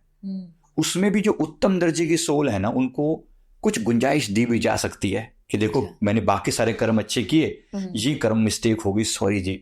अगर वहां पे भी ऐसा लगता है कि चांस है, तो माफी मांगकर चीजों को खत्म किया जाता है। यहाँ गुरु का बहुत बड़ा रोल होता है। गुरु क्या करते हैं कि वो ठीक है, ये इसने इतने सारे शुभ कर्म किए, ये मेरा काम है, I will take care of him. Right. तो गुरु का डिपार्टमेंट ही डिफरेंट है। अच्छा। ये पावर ही डिफरेंट है, ऊर्जा का क्षेत्र ही डिफरेंट है, हिसाब किताब वाला एरिया ही डिफरेंट है उनका। वो अपने हिसाब से लेके जाते हैं अपनी सोल्स को। अच्छा। तो मैंने वो हिसाब किताब भी होते हुए देखा। मतलब मैंने गुरु नानक देव जी के सामने हिसाब किताब वाला जो है ना सिस्टम, ये डिफरेंट है। जी, मैंने अपना जो मैं अपनी बात की बता रहा हूँ, और बहुत ही सूक्ष्म चीजों पर बात की जाती है, बहुत ही बारीकी से बात की जाती है। जैसे मैंने अपनी लाइफ में, अपने रिव्यू में देखा, किसी व्यक्ति के साथ मैं कहीं बात कर रहा था, एक व्यक्ति मुझे आकर, मतलब भिखारी कोई जाए, मैं किसी से बात कर रहा हूँ और एक भिखारी आके से हाथ करता है, कुछ दे दो। अब मैं उससे बात कर रहा हूँ, कुछ इंपॉर्टेंट पर्सन है कोई जिससे मैं बात कर रहा था, तो मैंने उनकी तरफ थोड़ा सा नहीं है, जैसे इनकार करके ऐसे किया। तो ये सीन मुझे दिखाया जा रहा है वहां पर। अब उन्होंने 2-3 बार ऐसे फिर से हाथ किया, जैसे जिद टाइप की हो जाती है ना, एक टाइप की। तो मैंने उनको फिर से इनकार किया कि नहीं है, ऐसे करके 2-3 बार होने के बाद फिर मैं थोड़ा गुस्से से उनकी तरफ देखा, नहीं है ना, मतलब ऐसा करके ये कर्मा। अब ये देखो, ये कर्मा मुझे वहां दिखाया जा रहा है। हमें लगता है कोई कर्मा है, कोई छोटी सी बात है, इसमें तो कोई सी बड़ी चीज नहीं है। बात छोटी सी नहीं है। मुझे ये बोला गया, ये कर्म तो कोई बहुत बड़ा नहीं है, ऐसा नहीं कि इससे कोई किसी को बहुत, लेकिन उसको कुछ हर्ट हुआ। अगली बार ध्यान रखना, अगली बार ध्यान रखना, ऐसी चीजें आएंगी, लोग थोड़ा इरिटेट भी करेंगे, बी केयरफुल। करेक्ट। तो माफी मांग लो। मैंने सॉरी बोला कि ठीक है, ये कर्म माफी वाफी से कट गया, क्योंकि इतनी बड़ी बात नहीं थी, लेकिन फिर भी बोला गया, be sensitive, be more sensitive, it's okay. मतलब जो वो उसने जो अपनी गलती करी, ठीक है, तुमने घूर के को देखा, तुमने हाथ जोड़ के मना क्यों नहीं कर दिया? You should have done like this. मुझे सिखाया गया, बताया गया, ये है माइन्यूट लेवल, जिसका जितना लेवल है ना सोल का, उसको उसी सूक्ष्म लेवल पर उसको शिक्षा दी जा रही है। अब जो बिल्कुल इतने जघन्य कर्म करते हैं, मतलब इतने पाप वाले कर्म करते हैं, तो उनके तो क्या हिसाब होता होगा। ये उन लोगों की बात है जो थोड़े सेंसिटिव हैं। इसीलिए बहुत हम जैसे लोग जो हैं, वो हृदय चक्र पर जीने वाले लोग हैं, इमोशन के लेवल पर फील करते हैं। कभी कभी हम दूसरे का दर्द इतना ज्यादा फील होता है कि जैसे वो हम उसका जीवन जी रहे हैं। करेक्ट। Which is okay. कम से कम ये उन लोगों से 1000 गुना बेटर है जो फील करते ही नहीं। इवन हमें छोटी छोटी बातें भी हर्ट करती हैं, या इमोशन लेवल पर हम फील करते हैं कि ऐसा हो रहा है, स्टिल इट इज फाइन। समझिए कि परमात्मा के हमारे पर बड़ी कृपा है, हम उनके सेलेक्टेड सोल्स हैं जिनके लिए ये किया जा रहा है। अब यहीं से आपके पूरे अगले जन्म का सोल कॉन्ट्रैक्ट लिखा जा रहा है। जो जो लर्निंग आपने यहाँ पर ली ये सब आपके सोल कॉन्ट्रैक्ट में अगले जीवन में लर्निंग में लिखा जा रहा है। अब हर सोल के जन्म के से पहले ये सोल कॉन्ट्रैक्ट बन रहा है, मृत्यु के बाद इसी सोल कॉन्ट्रैक्ट के बेसिस पे आपको चेकलिस्ट बनेगी कि आपने ये कर्मा किया कि नहीं किया, ये लर्निंग ली कि नहीं ली। बस इसी को समझो, यही कर्म का खेल है। This is the soul contract जो ये सोल कॉन्ट्रैक्ट होता है नेक्स्ट बर्थ से पहले जी हम करते हैं। और इसके अलावा सोल की अपनी कुछ और फ्री विल्स भी होती हैं। मैं आपने कहा कि मुझे ना इन्हीं माता पिता के साथ, इसी पत्नी के साथ अगला जन्म चाहिए। प्रकृति आपका इस बात का भी ख्याल रखती है। अगर सोल्स तो मैंने भी यही सुना है कि कनेक्टेड होती हैं जी, तो ये सोल फैमिली की तरह से हो सकता है यही सोल फैमिली थोड़ा बहुत रिश्ते डिफर करके दोबारा आ जाए। जो सिस्टर थी वो मदर बन जाए, मदर थी सिस्टर हो जाए, ऐसा कुछ भी छोटा मोटा चेंज करके आपके depending on your karmas, depending on your karma and their consent as well. अच्छा, उनका भी कंसेंट लिया जाता है कि तुम क्या चाहते हो, क्योंकि उनकी भी तो फ्री विल है ना। परमात्मा आपकी फ्री विल का पूरा सम्मान करता है, उसी बेसिस पे आपका अगला जीवन डिसाइड होता है। तो सर ये जो सोल कॉन्ट्रैक्ट है दैट इंक्लूड्स आपके प्रारब्ध कर्म for the next life and your free will जो आपको मिलती है, जो आप अपने हिसाब से ठीक कर सकते हैं। यहाँ पे सर अभी आपने बोला कि दूसरी सोल से भी हम पूछ सकते हैं कि आप हमारे साथ अगले जन्म में आएंगे ये कर्म खत्म करने के लिए। तो जब हम कोई भी सोल मरने के बाद ऊपर जाती है तो उसके जो एंसेस्टर्स की सोल होती है, जो उनके परिवार वाले जो भी उनसे पहले गुजर चुके हो, वो सभी सोल उनसे मिलती है वहां पे। ये भी होता है। तो अगर उन्होंने उससे पहले ही कोई अपना अगला जन्म ले लिया हो, फिर हर सोल का ना एक सुपर फॉर्म भी होता है जिसको हम अपना हायर सेल्फ बोलते हैं। अच्छा, हायर सेल्फ बोलते हैं। एक समझो कि हमारी कॉपी वहां पर मौजूद रहती है, एक कॉपी। अच्छा, एक एनर्जी वहां पर मौजूद रहती है आपकी। हमारा एक्चुअल घर तो वही है जी। फॉर एग्जाम्पल इंडिया में किसी का आधार कार्ड बना हुआ है तो उसका एक तरीके से एक सिग्नेचर है यहाँ पर, है ना। अब वो यूएस गया 3 महीने के लिए और फिर वापस आ गया, तो जब तक वो वहां पर है, ठीक है, वो डिपोर्ट हुआ किसी काम की वजह से वहां गया, फिर वापस आ गया, तो तब तक जो यहाँ पर है वो चीज खत्म तो नहीं होगी ना। उसकी आइडेंटिटी है वहां पर, इंप्रेशन वहां पर मौजूद है। तो सोल लेवल पर ये चीजें घटित होती है। इसलिए बहुत सी चीजें सपनों में भी दिखाई पड़ती हैं कि ऐसा कुछ होता है ना। तो कुछ चीजें हायर सोल्स को पता चलता है ये हो रहा है, तो इसको हम अपना हायर सेल्फ बोलते हैं नॉर्मली। तो सर अभी जैसे आपने बोला कि आपको खुद दिखे आप गुरु नानक देव जी के आगे, तो सोल का स्वरूप क्या होता है? किस रूप में सोल आपको दिखती है? क्या इज इट जस्ट लाइट या आपको खुद का अपना चेहरा दिखता है? तो जब आप खुद को देखते हो तो अब ये डिपेंड करता है कि आपने यात्रा कैसी करी है। मैं फिर सिर्फ वो कह रहा हूँ, अवेकनिंग पर डिपेंड करता है। कुछ लोग अपने आप को जो बॉडी से ही आइडेंटिफाई करते हैं, आई एम दिस बॉडी, उनको खुद का सेल्फ बॉडी के रूप में दिखता है। फिर वो their body, because their attachment is body. तो केवल हम बाहर से ही थोड़ी ऐसे हैं, भीतर से भी हम अपने आप को वैसे ही मानते हैं। मैं अब जैसे आपसे जज नहीं पूछूं कि सपने में आप खुद का स्वरूप देख पाते हो कि आप क्या हो? Do you ever are you able to see that? No, मैं तो नहीं देख पाता। मैं भी नहीं देख, क्योंकि सोल लेवल पर होता हूं। बहुत से लोग हैं जो देख पाते हैं, उन्होंने खुद को फिजिकल बॉडी से आइडेंटिफाई किया हुआ है, तो वो बॉडी ही है, वो बॉडी ही है। वो अपने आप को बॉडी के फॉर्म में देखते हैं। जब जैसे मैंने गुरु नानक देव जी की ऊर्जा की बात करूं, मुझे ऐसा नहीं कि गुरु नानक देव जी इसी तरह से दिखाई दे रहे हैं जैसे वो अभी फोटो में दिखते हैं। वहां एक डिवाइन लाइट प्रेजेंट है। मुझे ये पता लग रहा है कि गुरु नानक देव जी हैं। बहुत डिविनिटी, बहुत प्यारी सी, बहुत सॉफ्ट सी, सूदिंग सी, लविंग सी लाइट है। बट ऐसा कोई फॉर्म उनका बहुत ज्यादा वो डिफाइन नहीं है। बस वो एम्ब्रेस कर रहे हैं और सोल टू सोल कनेक्शन हो रहा है, वो दिखाई दे रहा है। तो इस टाइप से वो सोल लेवल पर चीजें दिखती हैं। तो जिसके प्रति आपका समर्पण है इस जीवन में, वही आपको कनेक्शन में दिखेंगे ऊपर जाकर। तो अभी तो हमने ये बात करी प्योर सोल्स वाली, जो अच्छे कर्म करके थोड़ा गई है। थोड़ा सा हम बात करते हैं जिनके बहुत ही खराब कर्म है, उनके साथ क्या होता है? अब देखिए, जैसे इसी टाइप के लोग हैं जैसे जिन्होंने जीवन में दूसरे लोगों को पीड़ा दी, दुख दिया, मारा, लोगों को किल किया, धर्म परिवर्तन करवाए, ये भयंकर वाले कर्मा में काउंट होती हैं। इवन रेप जैसे जघन्य कर्म जो होते हैं। अब ये जो कर्म होते हैं इनको प्रकृति बख्शती नहीं किसी भी लेवल पर। अब वो जो दक्षिण से एंट्री होती है उनकी हिसाब किताब होता है। उनके लिए यमराज वही काले भैंसे पर बैठ के और भयानक वाला रूप और वो डरावना सा, उनको देखते ही मतलब रूह कांप उठे, ऐसा रूप होता है वो। सच में वो डरावना होता है। And he does that kind of कि वो बताओ इसका हिसाब किताब निकालो और काइंड ऑफ उसके सामने, क्योंकि ये लोग एक्सेप्टेंस वाले लोग नहीं है ना, ये एक्सेप्ट है, ये नहीं मानते नहीं है। तो इन ढीठ जो लोग हैं इन ढीठ सोल्स के लिए फिर वो ढीठ वाला इलाज है, फिर वो नरकों का प्रावधान है कि जाओ पहले इनको नरकों की अग्नि में जाकर तपाओ ताकि इनको थोड़ी समझ आए, फिर हमारी बात सुनेंगे। और फिर सच में वो जो अलग अलग टाइप के नरक हैं, सुने हैं हमने 36 टाइप के नरक होते हैं। वास्तव में मेरे गुरुदेव ने मुझे एक बार दिखाया भी था कि भाई ये भी होते हैं, नरक होते हैं। आपके गुरुदेव? मेरे जो पिछले जीवन में जो गुरु नानक देव जी थे, वो इस जीवन में जो है वो मेरे श्री परमहंस गुरु जी के नाम से हैं। अच्छा। इस जीवन में तो वो मेरी टेक केयर कर रहे हैं सदा से।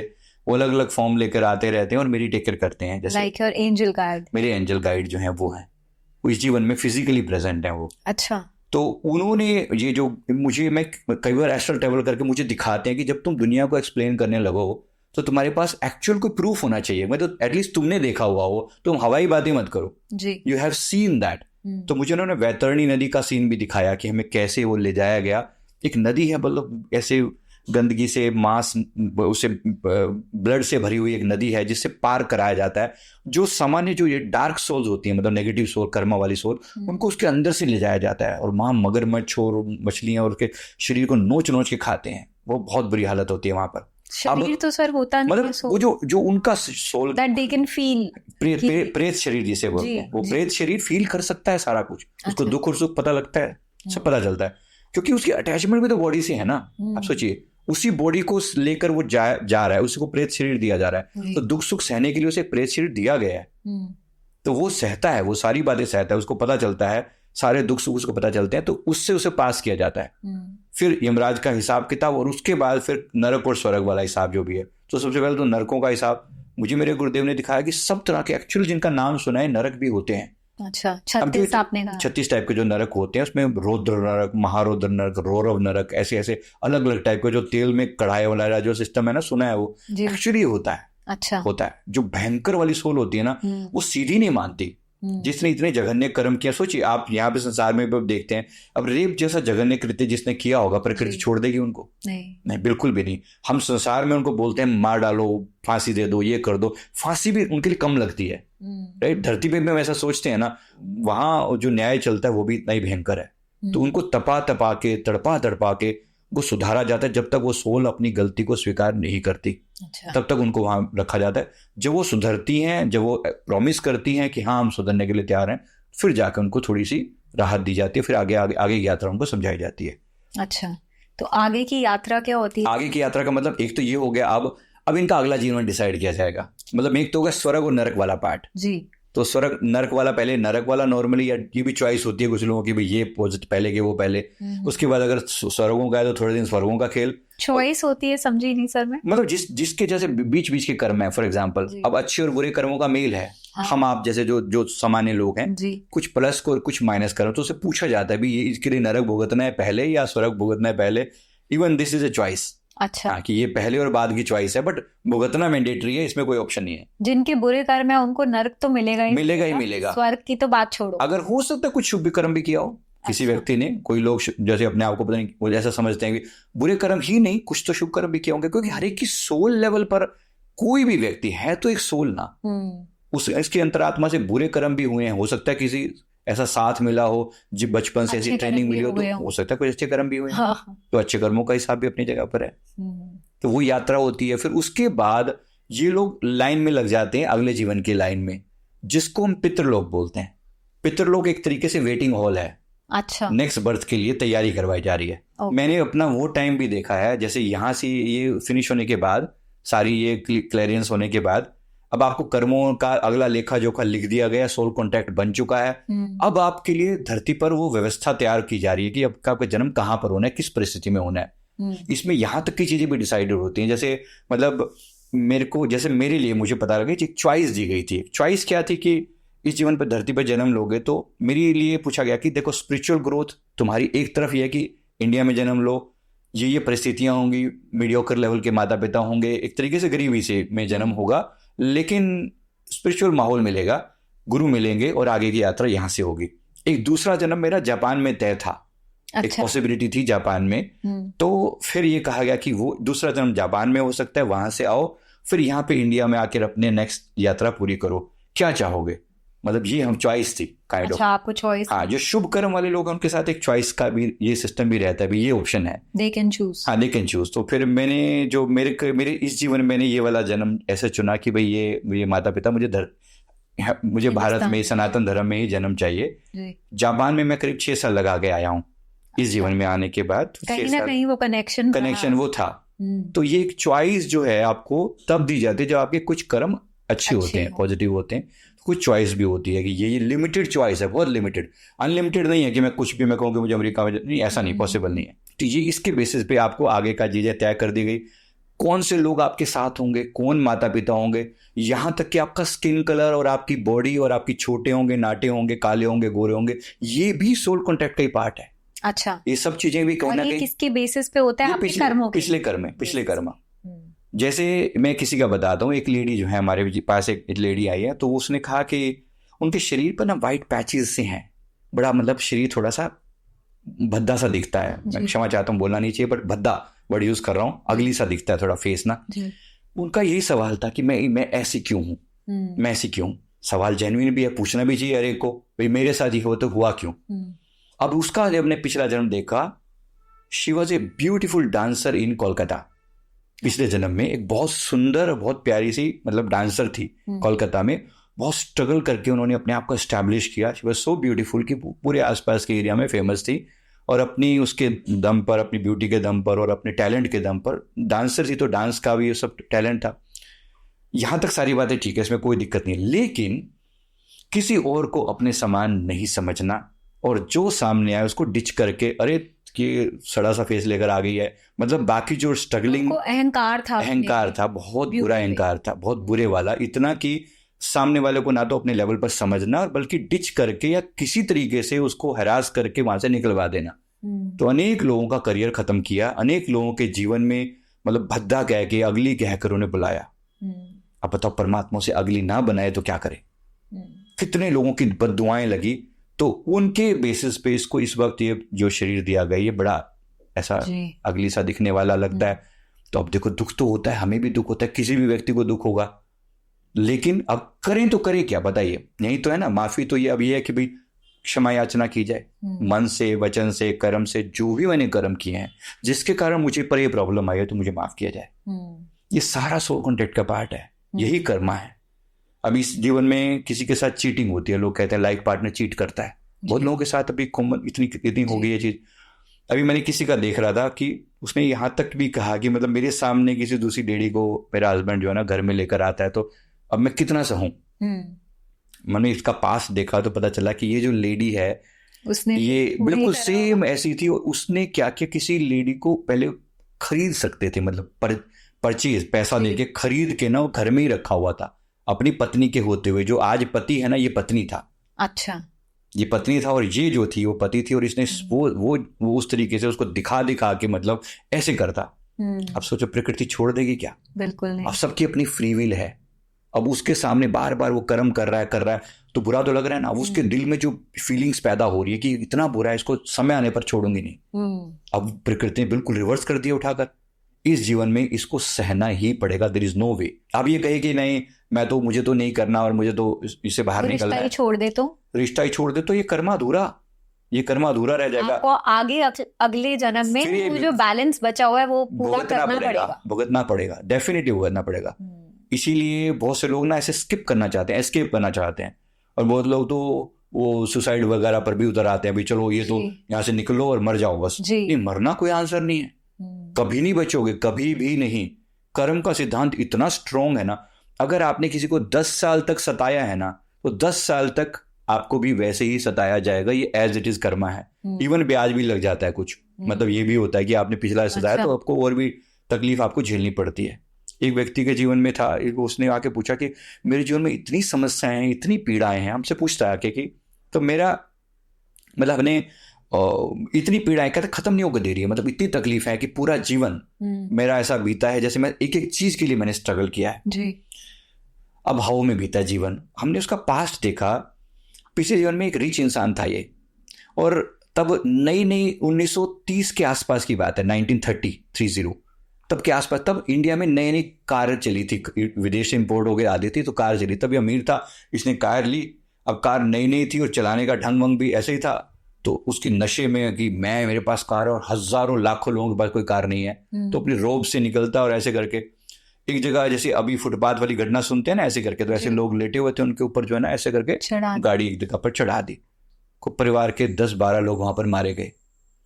अब प्रकृति छोड़ देगी क्या इस जीवन में? उन सब के अपने सपने, उन सब की अपनी लाइफ, उन सब का अपना जीवन, उन्होंने जो कुछ भी सहना था, वो सारे कर्म कहाँ गए? उन कर्मों का हिसाब कौन करेगा? ये सब इसके ऊपर लाद दिया गया। अच्छा, उनके कर्म भी उसके ऊपर, क्योंकि उसका जीवन उन्होंने अधूरा जिया ना उन्होंने। तो वो जो कर्मों का हिसाब किताब है, इस व्यक्ति ने जिसने मर्डर किया, मारा एक तरीके से, उसके ऊपर सारे कर्म लाद दिए गए। He has to bear that. He has to bear that. अब वो सारे कर्म झेल रहा है, क्या करे? अभी किसको दोष दोगे? कौन परमात्मा यहाँ पर किसको कहोगे कि प्रभु तूने मेरे साथ क्या किया? कौन परमात्मा किसको दोष दे रहे हैं? सिर्फ और अपने कर्मों पे। सर, अभी आपने यहाँ पे बात करी सुसाइड की, तो जो अननेचुरल डेथ और सुसाइड कमिट करता है, तो उसका लाइफ साइकिल जो है वो तो डिसरप्ट हो गया ना, तो उस सोल का क्या होता है? देखो, ये एक अकाल मृत्यु की कैटेगरी में आती है। अकाल मतलब अनटाइम्ड जी। नेचर ने आपकी समय लिखा हुआ था कि लगभग आपको 70 साल जीना है, किसी व्यक्ति ने 30 ईयर में ही अपने आप को ये कर लिया, समाप्त कर लिया। ये खतरनाक है। देखिए, आपने प्रकृति के नियम तोड़े। आपके लिए टाइम पीरियड लिखा हुआ था कि अब से इतने टाइम के बाद, आपको 70 साल का जीवन जीने के बाद आप यहाँ पर आओगे तो आपके लिए गेट खुलेगा जी। आपके लिए तभी एंट्री अलाउड है। लेकिन आप पहले ही जाने की ट्राई कर रहे हो, आपने अपने आप को खत्म कर लिया। प्रकृति के पास कोई जगह नहीं है आपके लिए, कोई भी जगह नहीं है। तो उस सोल को यही प्रेत शरीर में रहना पड़ता है। अच्छा। अनटिल अनलेस उसके लिए बहुत कोई शुभ कर्म किए जाएं, बहुत बार बार माफिया मांगे वो सोल। क्योंकि मैंने देखा है लोगों को तड़पते हुए देखा है। एक सोल, एक व्यक्ति से हम परिचित हुए, मतलब उन्होंने, परिवार ने, उन्होंने कहा जी हमारे जो बेटा है ना, उसके ऊपर कोई छोटे भाई एक्सपायर हो गया था, उसकी सोल बड़े भाई पर आती है। उसकी सोल जो है ना, उस पर आके कुछ अपनी, जैसे वो एकदम पागल सा हो जाता है और उसके मुंह से कुछ बोलती है, हाय हाय मैंने कितनी गलती कर दी, हाय मैं मर गया, हाय मैंने कितनी गलती कर दी, ऐसे करके वो चिल्लाता है। अच्छा। हमने जब उससे बात करके देखी, जब वो सोल लेवल पर वो जो चीज़ आई हुई थी, हमने पूछा भी हुआ क्या तुम्हारे साथ, कौन हो तुम? तो कहा इसका छोटा भाई हूँ, ये मेरी किसी लड़की के साथ कुछ था, फीलिंग्स थी, और वो मैंने उसने जो है जो मेरे साथ जो प्रॉमिस किया था कि ऐसे ऐसे करके हम शादी करेंगे, ऐसे करके, तो मैंने उसके साथ अपना वो कर रखा था। फिर मन में जो भाव था, लेकिन वो उसने बाद में दूसरी शादी कर ली और उसके गम में मैंने अपने आप को मार डाला। अब पछता रहा है पूरी तरह से भी, ये क्या कर दिया मैंने। वो तो ठीक है, वो गई अपना भूल भुला गई, लेकिन ये जो है इसने अपने आप को मार डाला और अब जो है तड़प रहा है। अब कह रहे मेरे को मुक्ति कराओ, मेरी मुक्ति कराओ, मेरी मुक्ति कराओ। क्या करें अब? तो उसके लिए फिर प्रावधान थे भी, चलो माफिया मांगो, बार बार के घर वाले इतनी बार महामृत्युंजय का पाठ करें, इतनी बार गरुड़ पुराण पढ़ें, ऐसे करें, तो माफी मिलती है, लेकिन बहुत टफ होती है। मतलब अच्छा खासा उसमें एफर्ट लगता है। पता भी तो चलना चाहिए कि हुआ क्या है। हाँ, उसको पता ही नहीं ना, घूम रहे वो। घर वालों ने ठीक है संस्कार कर दिया, बात खत्म नहीं हुई है बात वहां पर। तो वो उसकी सोल भटकती रहेगी, उसकी सोल भटकती रहेगी जब तक टाइम नहीं आएगा। हाँ, या फिर उसके लिए कोई इतनी स्ट्रॉन्ग प्रेयर्स की जाएं, तब कहीं ना कहीं उसकी सोल खुद भी कहीं माफी मांगे और ये सब मिलके माफी मांगे, तो हो सकता है कोई रास्ता बीच में भी खोला जा सकता है। ऐसे भी होते हैं।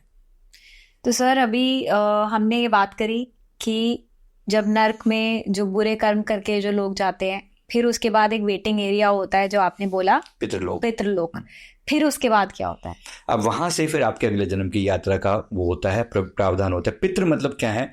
एक तरीके से people in waiting for the next birth. अच्छा। अब उसमें पितृ देव भी होते हैं, एक नॉर्मल पितृ होते हैं। क्या अंतर है सर? देव का मतलब है कि वो अच्छी लेवल पर हैं, जिन्होंने अवेकन्ड सोल हैं, वो अवेकन होने के बाद, मतलब एक अच्छे लेवल पर उन्होंने कर्मा को समझ, जैसे हम आप जैसे लोग जिन्होंने अच्छे मेडिटेशन करके, ध्यान करके अपने आप को इवोल्व कर लिया, ये सोल कुछ समय तक वहां पर रहती हैं, एक तरीके से पितृलोक में एंजेलिक फॉर्म में रहती हैं, और ये धरती पर उनके जो उनका परिवार है उनकी और बाकी अन्य लोगों की सहायता करती हैं। अच्छा। डिफरेंट फॉर्म में सहायता करते हैं। इनको हम पितृदेव बोल देते हैं, मतलब एक टाइप से पितृ एंजल, एंसेस्टर एंजल बोल देते हैं, आप ऐसा कह सकते हो। अच्छा। तो ये पॉजिटिव एंजल्स भी होते हैं। इसके अलावा नेगेटिव भी होते हैं, जैसे किसी परिवार का मैंने अभी एग्जांपल दिया, वो जो दूसरे परिवार के सदस्य जिनकी डेथ हो गई, वो नेगेटिव भी हो गए एक तरीके, वो भी है तो पितृ ही, लेकिन वो गए, लेकिन ऊपर तक नहीं गए और आगे की यात्रा ठीक नहीं हुई, तो वो नेगेटिव भी हो गए। तो ऐसा भी होता है। प्रेत योनि में भटक रहे हैं, कोई ऊपर भी है, ऐसा भी है। अच्छा। और वहां से आपको अगले जन्म के लिए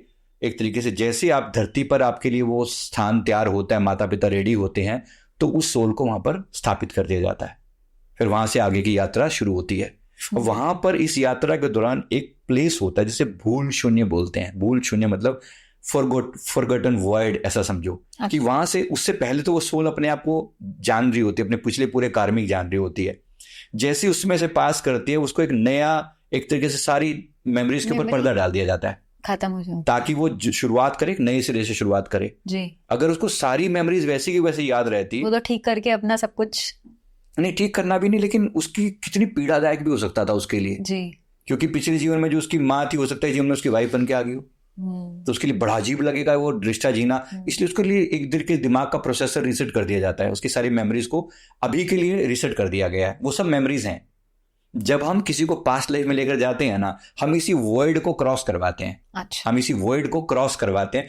ये वॉइड क्रॉस करते ये सोल अपने आप के पिछली पूरी जर्नी को देख सकते हैं, कभी भी कहीं पे भी। तो बस इसी के लिए फिर परमिशन लेनी पड़ती है, क्योंकि ये एक तरीके से प्रकृति से, मतलब उसमें उसका जो सिस्टम है उसको क्रॉस करने के बाद तो उसके लिए परमिशन लेनी पड़ती है, उसके उनके स्पिरिट गाइड से। तो इसलिए जब हम किसी को लेकर जाते हैं पास में, तो प्रार्थना करके लेकर जाते हैं कि आपके स्पिरिट गाइड से हम परमिशन मांग रहे हैं कि आपको हम पीछे लेकर जा रहे हैं और आपकी पिछली जर्नी आपको दिखा रहे हैं। तो जो जो उचित चीज है वो हमें उचित मार्गदर्शन मिलना चाहिए जब आप पास्ट लाइफ करवाते हैं। तो इस पूरी अनुभव को, मतलब ये अच्छा होता है। फिर उसके बाद फिर आगे की यात्रा शुरू होती है। उस पर तो जो सोल कॉन्ट्रैक्ट है ना, उसके अवचेतन मन में एम्बेड कर दिया जाता है। तो सोल कॉन्ट्रैक्ट और स्पिरिट गाइड जो होते हैं उसको बार बार गाइडेंस देते हैं। जैसे दो तो एंजल होते ही हैं जो शुरू से उसके साथ रहते हैं, जिसको थोड़ा थोड़ा गाइडेंस देते हैं। उससे पहले सर मैं ये पूछना चाहती हूँ कि जो आपने पितृलोक का वेटिंग एरिया बताया था, तो उसमें कितना वक्त लगता है एक सोल को दूसरा रीबर्थ लेने में?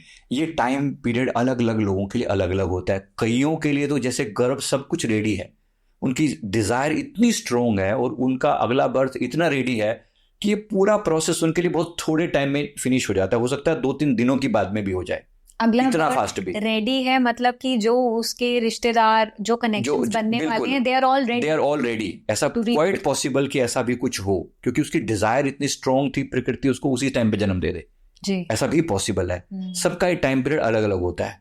किसी किसी के लिए बहुत टाइम भी लग जाता है। हो सकता है किसी का 1 महीना लग जाए, 10 महीने लग जाए, साल 2 साल। मेरे पिछले जीवन में और इस जीवन में टोटल 20 ईयर्स का गैप था। 55 में मेरी डेथ हुई थी, 75 में मेरा ये जन्म हुआ। तो वो जो गैप था 20 ईयर्स का था। तो उस दौरान वो वेटिंग एरिया में बैठना, प्लस अब क्योंकि मेरे गुरुदेव मेरे साथ थे जी। वो बिठा के नहीं रखते, क्योंकि उन्होंने इस जीवन के लिए तैयार करना होता है। तो वहाँ ट्रेनिंग होती है।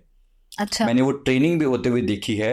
उसमें जैसे हनुमान जी एक बार आए, ट्रेनिंग में देख रहा हूँ, ऐसे बड़ी सा एक हॉल है और हनुमान जी एक सुपर पावर के रूप में वहां पर आकर ट्रेनिंग कर रहे हैं। वो सिखा रहे हैं कि अपने इष्ट की भक्ति ऐसे करना, ये ज्ञान लेना, ऐसे समझना।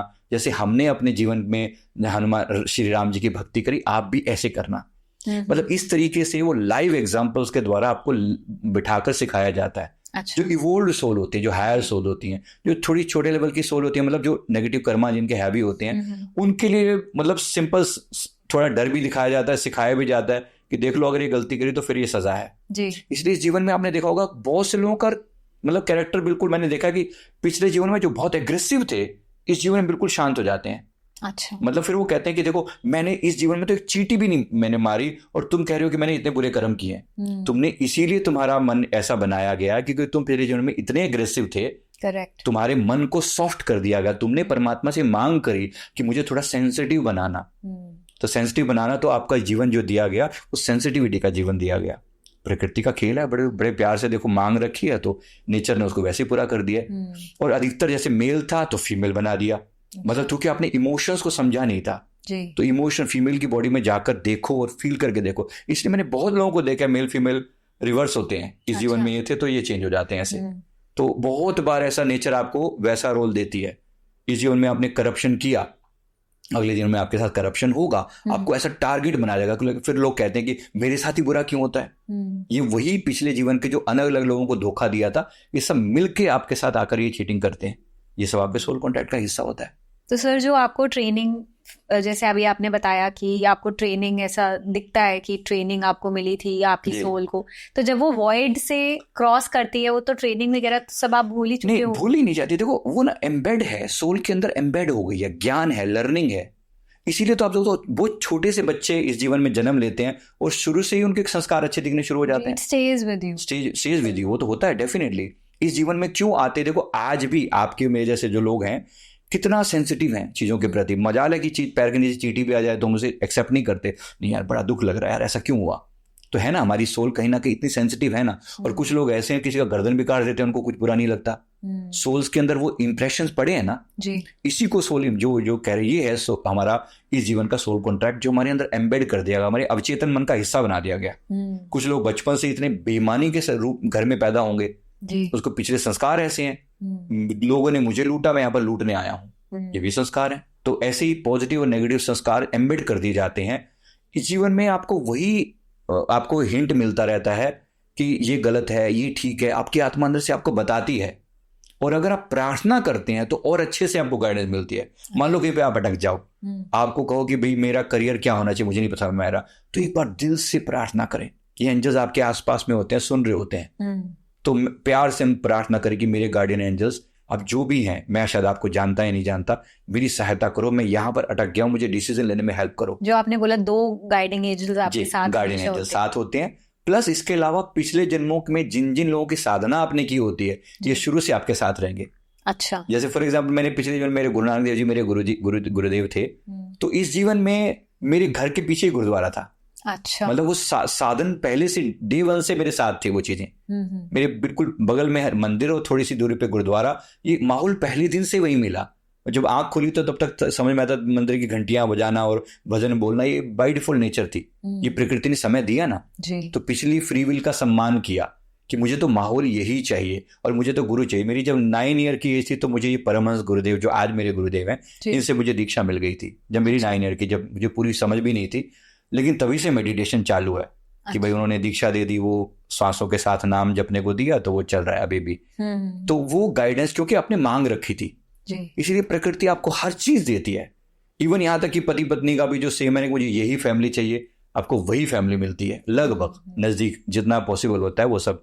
ऐसे पति पत्नी का साथ बोलते हैं 7 जन्मों का होता है, यस ये पॉसिबल होता है। अगर आपने सच में किसी से प्रेम किया है तो व्यक्ति आपके जीवन में जरूर आएगा। अच्छा, ओनली लव इज रियल करके एक बुक है इन्हीं की तो उसी नाम से बुक है। ये जन्मों के क्रॉस ये यात्रा चलती है कि अगर प्रेम सच में अच्छा प्रेम है किसी के साथ, शुद्ध प्रेम है, तो वो आपको बार बार मिलेगा व्यक्ति। अच्छा, और नफरत है तो वो भी मिलेगा, ये भी पार्ट है ना। Right. I have a question, बहुत अटपटा क्वेश्चन है but see if you can answer that.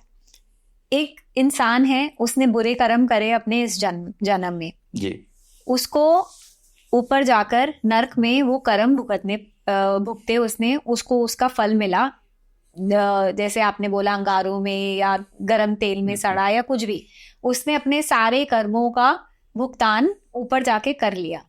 फिर जो उसका नया जन्म हुआ, फिर वही सारे कर्म उसको दोबारा यहाँ पर क्यों भुगतने पड़ेंगे? डबल भुगतान हो गया ये? नहीं, भुगतान डबल नहीं हुआ। देखो वहां पर उसको सीख दी गई, लर्निंग दी गई, यहाँ उसका टेस्ट है। अच्छा। उसने कहा कि अब मैं बुरे कर्म नहीं करूंगा, ठीक है कोई बात नहीं, तुम्हारे जीवन में बुरे लोग आएंगे, फिर आपको उकसाया जाएगा उन्हीं चीजों के लिए। जैसे आपने करप्शन किया फॉर एग्जाम्पल, आपको वहां पर सजा भी मिली, यहाँ पर आपको फिर से माहौल मिलेगा कि आप करप्शन कर सकते हो। अच्छा। और आप करो ना करो अब आपकी चॉइस है। तो टेस्ट तो होगा ना, जिस बात के लिए आपको ट्रेनिंग दी गई उसका टेस्ट नहीं होगा? बिल्कुल होगा, ऐसे ही टेस्ट होता है। फिर वैसी सिचुएशन पैदा कर दी जाती है, फिर पूछा जाता है क्या वैसा बिहेव कर रहे हो, अगर हाँ तो पास हो गए तो फिर वो आपकी छूट गया वो सब, और नहीं तो फिर से वही। तो सर ये जो पुनर्जन्म की जैसे हमने बात करी अभी, तो ये साइंटिफिकली इसके पीछे कोई बैकिंग है?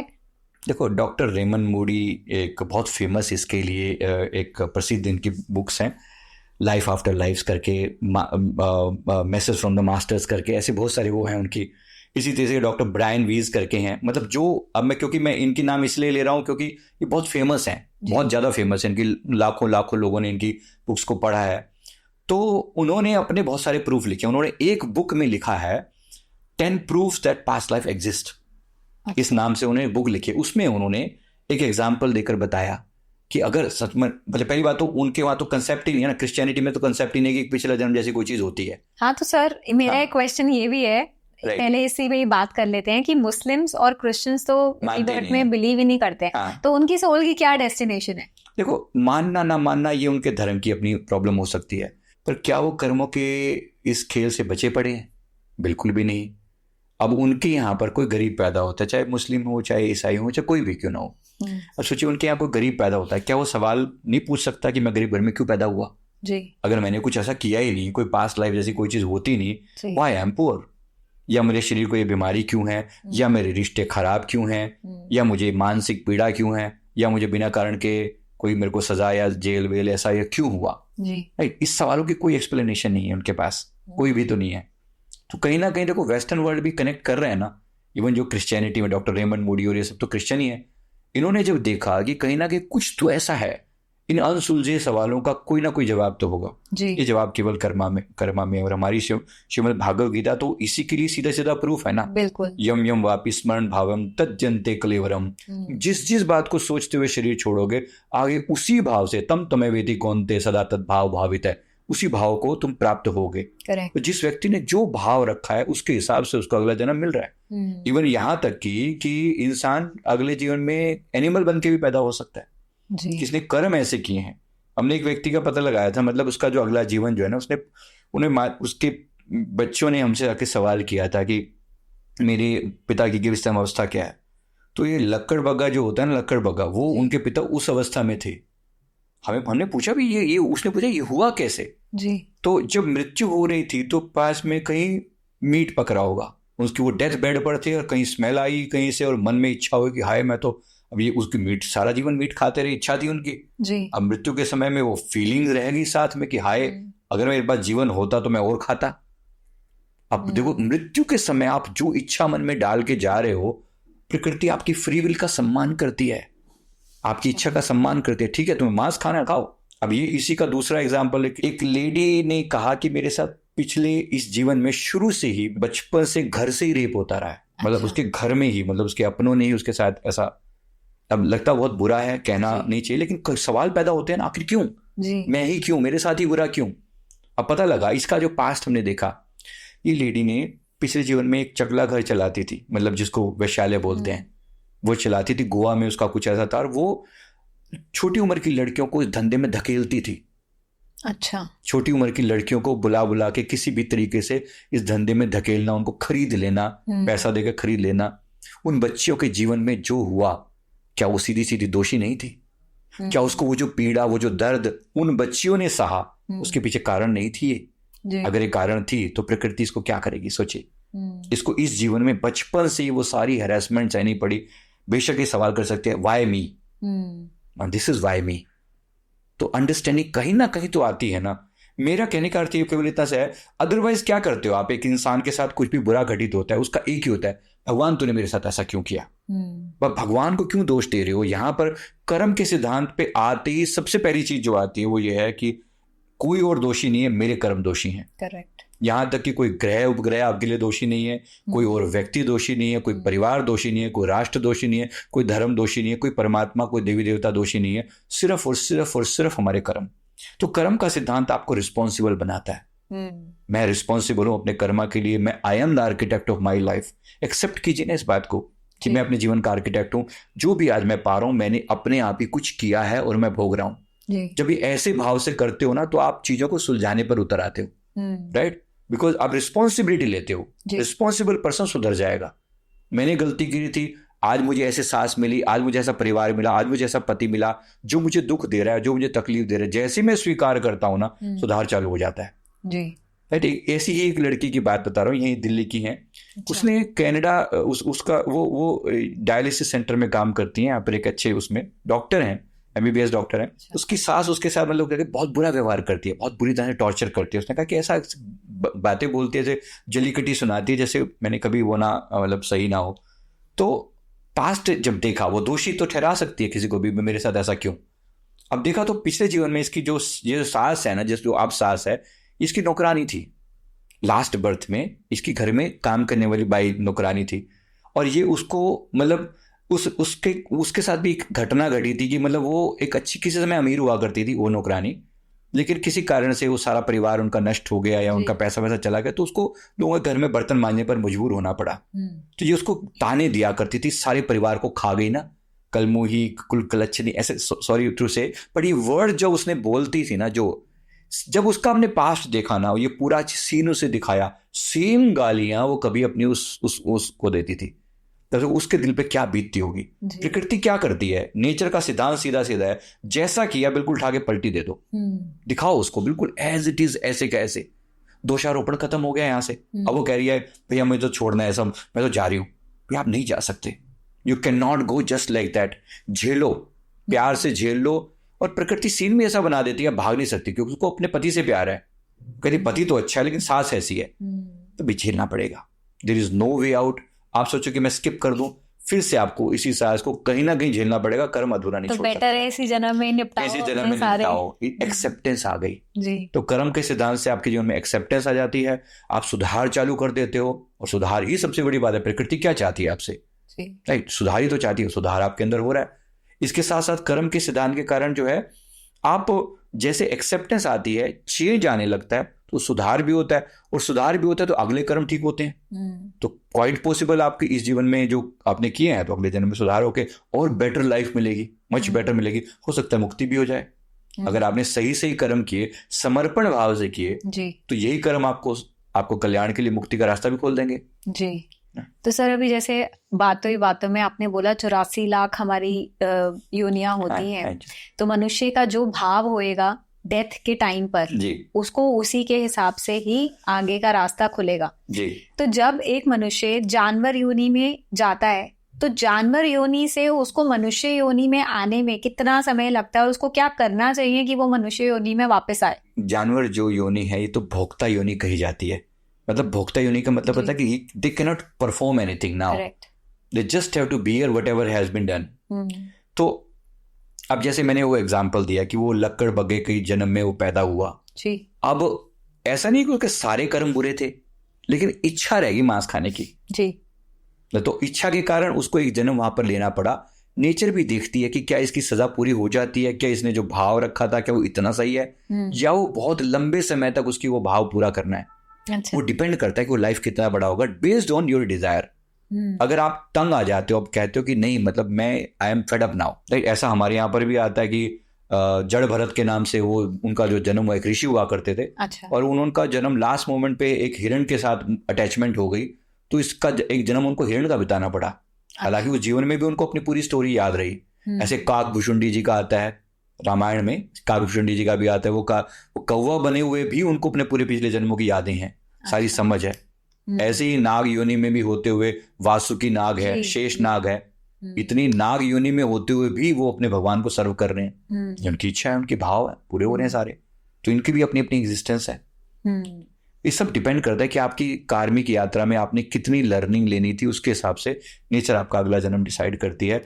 अगर कभी कभी ऐसा होता है कि भाई एक जन्म दिखा के और फिर से आपको मनुष्य जन्म दे दिया, कोई जन्म का कोई कर्म आपने ऐसा किया, जैसे जड़ भरत का एग्जांपल जो मैंने दिया, वो एक जन्म के लिए हिरण बने, फिर उनको समझ आई मृत्यु होती, वो दोबारा वापस अपनी प्योर फॉर्म में आ गए, लेकिन उस फॉर्म में जाकर भी उनको अपना जन्म याद रहा कि मैं किसी समय एक ऋषि था, उनको याद रहा। तो ये भी एक अवेकनिंग का ही पार्ट है। तो सर अभी आपने ग्रहों की भी बात करी थी जी, तो ग्रह और कर्म इनका आपस में क्या संबंध है? क्योंकि जब एक मनुष्य का जन्म होता है, हमारा तो सोल कॉन्ट्रैक्ट जैसे कि आपने बोला ऑलरेडी लिखा होता है, तो लेकिन जब कोई प्रॉब्लम होती है हम एस्ट्रोलॉजर पे जाते हैं, वो तो कहते हैं कि आपके ग्रह खराब है इसीलिए ये प्रॉब्लम आ रही है। हालांकि वो सोल कॉन्ट्रैक्ट के हिसाब से मनुष्य का जन्म हुआ है। तो ग्रहों और कर्मों में क्या संबंध है? हाँ, ये बड़ा इंटरेस्टिंग सी बात है। वैसे देखो ना, अब इसमें क्या होता है, मैं पूरे सम्मान के साथ मैं एस्ट्रोलॉजी का बहुत सम्मान करता हूँ, एस्ट्रोलॉजर्स का भी बहुत सम्मान करता हूँ, लेकिन कभी कभी ये भाषा ऐसी होती है जो ब्लेम वाली भाषा होती है। तो तुम्हारा सूर्य खराब है, तुम्हारा सूर्य नीच का है, हाँ है ना, तुम्हारा शुक्र नीच का है, तुम्हारा शनि तुम पे नाराज है, भाई शनि को तुमसे क्या दुश्मनी होगी, सोचिए ना। उस वे में नहीं, बेशक इंडिकेटिव साइंस है। इंडिकेटिव साइंस का मतलब साइंस ऐसी है जो बता रही है कि आपने इस टाइप के कर्म खराब किए हैं। अब जैसे कोई व्यक्ति अपने से सबॉर्डिनेट्स के प्रति बुरा व्यवहार करता है, जो अपने से अंडर काम करने वाले लोग हैं, कोई भी आपसे थोड़ा कमजोर है, शरीर से कमजोर है, बल में, बुद्धि में, ज्ञान में, धन में कोई आपसे कमजोर है, उसके प्रति किया हुआ बुरा व्यवहार शनि को सीधा सीधा आपके करप्ट कर देता है, समझो। तो अब शनि का कोई दोष नहीं है, आपके कर्म का दोष है। हाँ, शनि के थ्रू ये पता लग रहा है, एक साइंस ऐसी है जिससे ये पता लग रहा है कि क्योंकि आपने ऐसा कर्म बुरा किया होगा, तो शनि को दोषी ना मानते हुए ये जानना चाहिए कि आपने, जो व्यक्ति भी अपने से नीचे सबॉर्डिनेट्स के प्रति बुरा व्यवहार करेगा उसको शनि उसका दोषी होगा, मतलब उसका शनि खराब होगा, नीच का होगा, उसको तकलीफ देगा। तो सर, जैसे जो मैं समझ पाई हूँ, जैसे अभी आपने बताया कि जो हमारे सोल कॉन्ट्रैक्ट के हिसाब से हमारी प्लैनेटरी पोजीशन ऐसी होती है, उसी समय पे हमारा जन्म होता है। एग्जैक्टली। Now I got. तो वो उसी हिसाब से आपको जन्म मिलेगा, वैसे ही प्लेनेट आपके साथ बिहेव करेंगे। जी। तो अब जैसे अभी उसी का बात जो मैं कह रहा था ना, ऐसे ही देखो, कोई व्यक्ति अपने पार्टनर के साथ बुरा व्यवहार करता है, लाइफ पार्टनर के साथ, पति या पत्नी के साथ बुरा व्यवहार करता है, इसका शुक्र डेफिनेटली नीच का होगा। सीधी सी बात है, उसने जीवन भर उस चीज को उनको ऐसा किया, उनके साथ बुरा व्यवहार किया, शुक्र खराब होगा। शुक्र खराब होगा, पत्नी सुख, पति सुख कभी नहीं मिलेगा। सीधी बात है, आप चीट कर रहे हो, धोखा दे रहे हो, प्रकृति को कर्म के संदर्भ में समझ लो, इस बात को ग्रहों के संदर्भ में समझ लो, बात वही है। और किसी ने राजा के प्रति अपने कर्तव्य का पालन नहीं किया, टैक्स पे नहीं किया ढंग से, राजा को बुरा भला कहा, गालियां दी, या कुछ ऐसा बुरे उस वे में, कैसे लोग मोदी ऐसा मोदी वैसा, लोग ऐसे कई बार बोल देते हैं, बट डोंट से दैट। आप अपना सूर्य खराब कर रहे हो, आप अपना सूर्य खराब कर रहे हो। अब सूर्य खराब होगा तो आपको वैसी हरकतें मिलेंगी। तो इसी प्रकार से अब शुक्र का अपना प्रभाव है, स्त्रियों पर गलत दृष्टि डालता है, आपका चंद्रमा खराब होना ही होना है। सीधी सी बात है, बिहेवियर ठीक करो ना। कर्म सीधे सीधे आपको, ग्रहों एक इंडिकेटिव साइंस है, बता रही है कि अगर ये खराबी है तो ये हुआ होगा, ऐसा बताने का तरीका ठीक है। फिर उसकी रेमेडीज भी हैं। ये मंगल खराब है, भाई को धोखा दिया हुआ है, चीटिंग की हुई है, किसी की जमीन हड़पी हुई है, तो मंगल खराब होगा ही होगा। तो आप अपनी फ्री विल से उस चीज को ठीक करो। सबसे पहले तो माफी मांगो कि मेरे से गलती हुई है। अब ये एस्ट्रोलॉजर माफी की बात थोड़ी कम करते हैं, यहाँ मैं ऐड करना चाहूंगा, माफी मांगो सबसे पहले। ग्रह खराब नहीं है, कर्म खराब है। ग्रह इक्वल टू कर्म, अगर आप ऐसे समझो तो ठीक है, बिल्कुल। तो फिर पहले तो माफी मांगने से शुरुआत करो, फिर उस कर्म का एंटी कर्म करो, नेगेटिव वाला जो पॉजिटिव करोगे। राइट। इस जीवन में जैसे फॉर एग्जांपल कोई व्यक्ति कह रहा है बच्चे नहीं हो रहे, किसी लेडी ने हमसे पूछा बच्चे नहीं हो रहे, हमने इसका पास्ट देखा, ये पति पत्नी पिछले जीवन में टीचर थे, इन दोनों ने जो बच्चे इनके पास पढ़ने के लिए आते थे ना, खूब मारते थे उनको, पता नहीं क्या फ्रस्ट्रेशन थी, किस बात की गुस्सा था, वो अपना गुस्सा इन बच्चों के ऊपर निकालते। पसंद नहीं आते थे, कोई भी कारण था, मार के सुधार देंगे उनको, ऐसा कर देंगे वैसा कर देंगे, खूब मारना। इस जीवन में परमात्मा ने बच्चे दिए नहीं, तरस जाओगे, नहीं मिलेंगे। मन में करुणा पैदा करो, प्यार पैदा करो, इस जीवन में पूरा जीवन बच्चों की सेवा करो, अगला जीवन अच्छा होगा तुम्हारा। अब ये सोचिए किस चीज की, किसकी बुराई है यहाँ पर, सीधा सीधा बृहस्पति खराब हुआ है ना। आपने अब ये कहो तो साइंस की, इसकी एस्ट्रोलॉजी की टर्म में बृहस्पति खराब हुआ आपने, तो गुरु तत्व को आपने डिनाई किया, इस जीवन में आप उस चीज से वंचित रहे। तो ऐसी प्रत्येक के साथ देखिए, यही देवी देवताओं के साथ भी है। लक्ष्मी आपसे क्यों नाराज होंगी, कोई अर्थ नहीं है इस बात का। धन के देवता आपसे क्यों नाराज होंगे, भाई यही कारण है कि आपने गड़बड़ करी। कर्मों के कारण ही आपके सारे ग्रह जो हैं वो दोषी हैं। तो ग्रहों के उपाय भी किए जा सकते हैं, पर हमारा जो कर्म का सिद्धांत है, कर्म के सिद्धांत के हिसाब से सबसे पहले है माफी प्रार्थना, दूसरा है उस कर्म को सुधार करने वाला कोई पॉजिटिव कर्म। जैसे मैंने एग्जाम्पल दिया, इन पति पत्नी के लिए जो इस जीवन का उन्होंने पूछा अब क्या करें कि बच्चे हो जाएं, सबसे पहले तो बच्चों के साथ अपना बिहेवियर चेंज करो। बिहेवियर चेंज, जो बच्चे आपके आसपास में हैं उनकी सेवा करो, किसी रूप में अनाथ बच्चों की सेवा करो। परमात्मा खुश होकर कभी आपको भी बच्चे देगा, मना नहीं है, लेकिन सुधार जरूरी है, लर्निंग जरूरी है, इस जन्म में या अगले जन्म में कभी भी। बिल्कुल। तो लर्निंग मैंडेटरी है, लर्निंग जहां होती पूरी हो जाती ना, इसीलिए उसको एक्नॉलेज करना बहुत जरूरी है। कर्म का सिद्धांत सिर्फ आपको रिस्पॉन्सिबल बना रहा है, दोष नहीं दे रहा हम किसी को भी। Nobody else but me, I am the architect of my life and I have to take care. जो मेरे जीवन में हो रहा है मैं अपने जीवन को खुद से टेक केयर करूंगा, सुधारूंगा, बनाऊंगा, बेटर करूंगा, तो मेरा अगला जीवन भी सुधरेगा। तो सर, कर्मों की जैसे हम बात कर रहे हैं, आप इसको क्या कहेंगे कि जैसे एक परिवार है, उसमें सारे परिवार के जनों को, फॉर एग्जाम्पल एक बीमारी है, स्किन की कोई बीमारी है, तो सभी को क्यों है वो स्किन प्रॉब्लम, तो इसमें भी उन सबके कर्म एक जैसे ही हैं? बिल्कुल, इन सब के भी कहीं ना कहीं कर्म इन्वॉल्व होते हैं। एक एग्जाम्पल से समझना शायद आसान होगा। कोई हमारे दादा परदादा किसी पुरखों ने भी कुछ गलत किया है ना, वो कर्म का पूरा फल जो है वो सारी पीढ़ी को भोगना पड़ता है। अच्छा। क्योंकि कहीं ना कहीं उनकी विरासत भी तो हम भोगते ही है ना। जी। मतलब आज हम कोई मकान है, हमारा पुश्तैनी मकान है, जी। हो सकता है ये मकान उन्होंने जब मेरे परदादा ने या जहाँ से भी ये चला आ रहा है, हो सकता है उन्होंने किसी गरीब की जमीन पे जबरदस्ती कब्जा करके बनाया हो। हम नहीं जानते ना।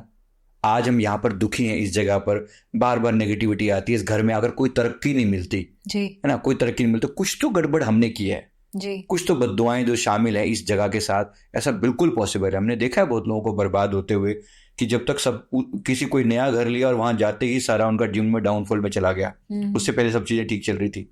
इसी तरह से जो परिवार की बात आपने करी ना, हमारे पास पीछे एक लेडी आई, उसने कहा कि हमारे पूरे परिवार को, जैसे अभी एग्जाम्पल दिया आपने, तो स्किन वो वाइट पैचेस हो जाते हैं पूरी बॉडी में, पूरी स्किन जलती है, ऐसा लगता है जैसे पूरे बोलता है कि पूरे जितने मर्जी इलाज करवा लो पूरी स्किन में इतनी जलन होती है। इनका जब हमने पास्ट देखा तो उनका पता चला कि इनके जो परदादा की फैमिली, परदादा से भी जो पहले शायद उनके पिताजी रहे होंगे, उस समय में दहेज प्रथा बड़ी कॉमन थी, मतलब ऐसे बहुत ज़्यादा डोमिनेंट थी।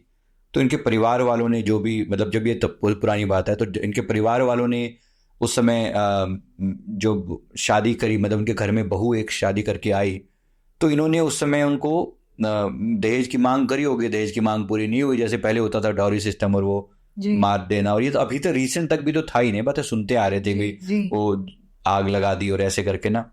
तो उन्होंने ऐसे ही, मतलब ये इतना जघन्य था वो अपराध कि वो जो उस एक घर की जो बहू है, उन्होंने सबने डाउरी के कारण उसको जलाने का उन्होंने प्रयास किया कि कैसे भी करके उसको मार डालो। तो उन्होंने मारने के लिए उन्होंने जब उसको जो भी तरीका लगाया जैसे भी करके, तो वो पूरे शरीर उसका जल रहा है, अब उसको मार रहे हैं और वो खड़े हुए सब देख रहे हैं अभी मर जाए मर जाए मर जाए ऐसे करके। अब उसकी जो शरीर में जब आग लग रही है, चीखें निकल रही है उसकी, मरते मरते उस सबको बद्दुआ लेके गई है कि जिस कारण से तुमने मुझे, जैसे मेरी चीखें निकल रही हैं आज, मेरी स्किन पूरी जल रही है, ऐसे तुम्हारा एक एक व्यक्ति आने वाली 7 पीढ़ियां ऐसे ही जलेगी। इसी जलन के साथ ही वो पैदा होंगी, ये जलन सारी जीवन उनको भुगतनी पड़ेगी। तो वो एक पारिवारिक कर्म बंधन, वो पारिवारिक कर्म बंधन बन गया। जब उसी परिवार की हमने विरासत भोगी, मतलब जो भी धन संपत्ति, पैसा, जमीन जायदाद वहीं से मिली, तो उनके शुभ कर्म भी लिए, तो अशुभ कौन लेगा जी? अशुभ भी मिलेंगे, वो भी भुगतने पड़ते हैं। बहुत से लोगों के साथ कर्ज होता है।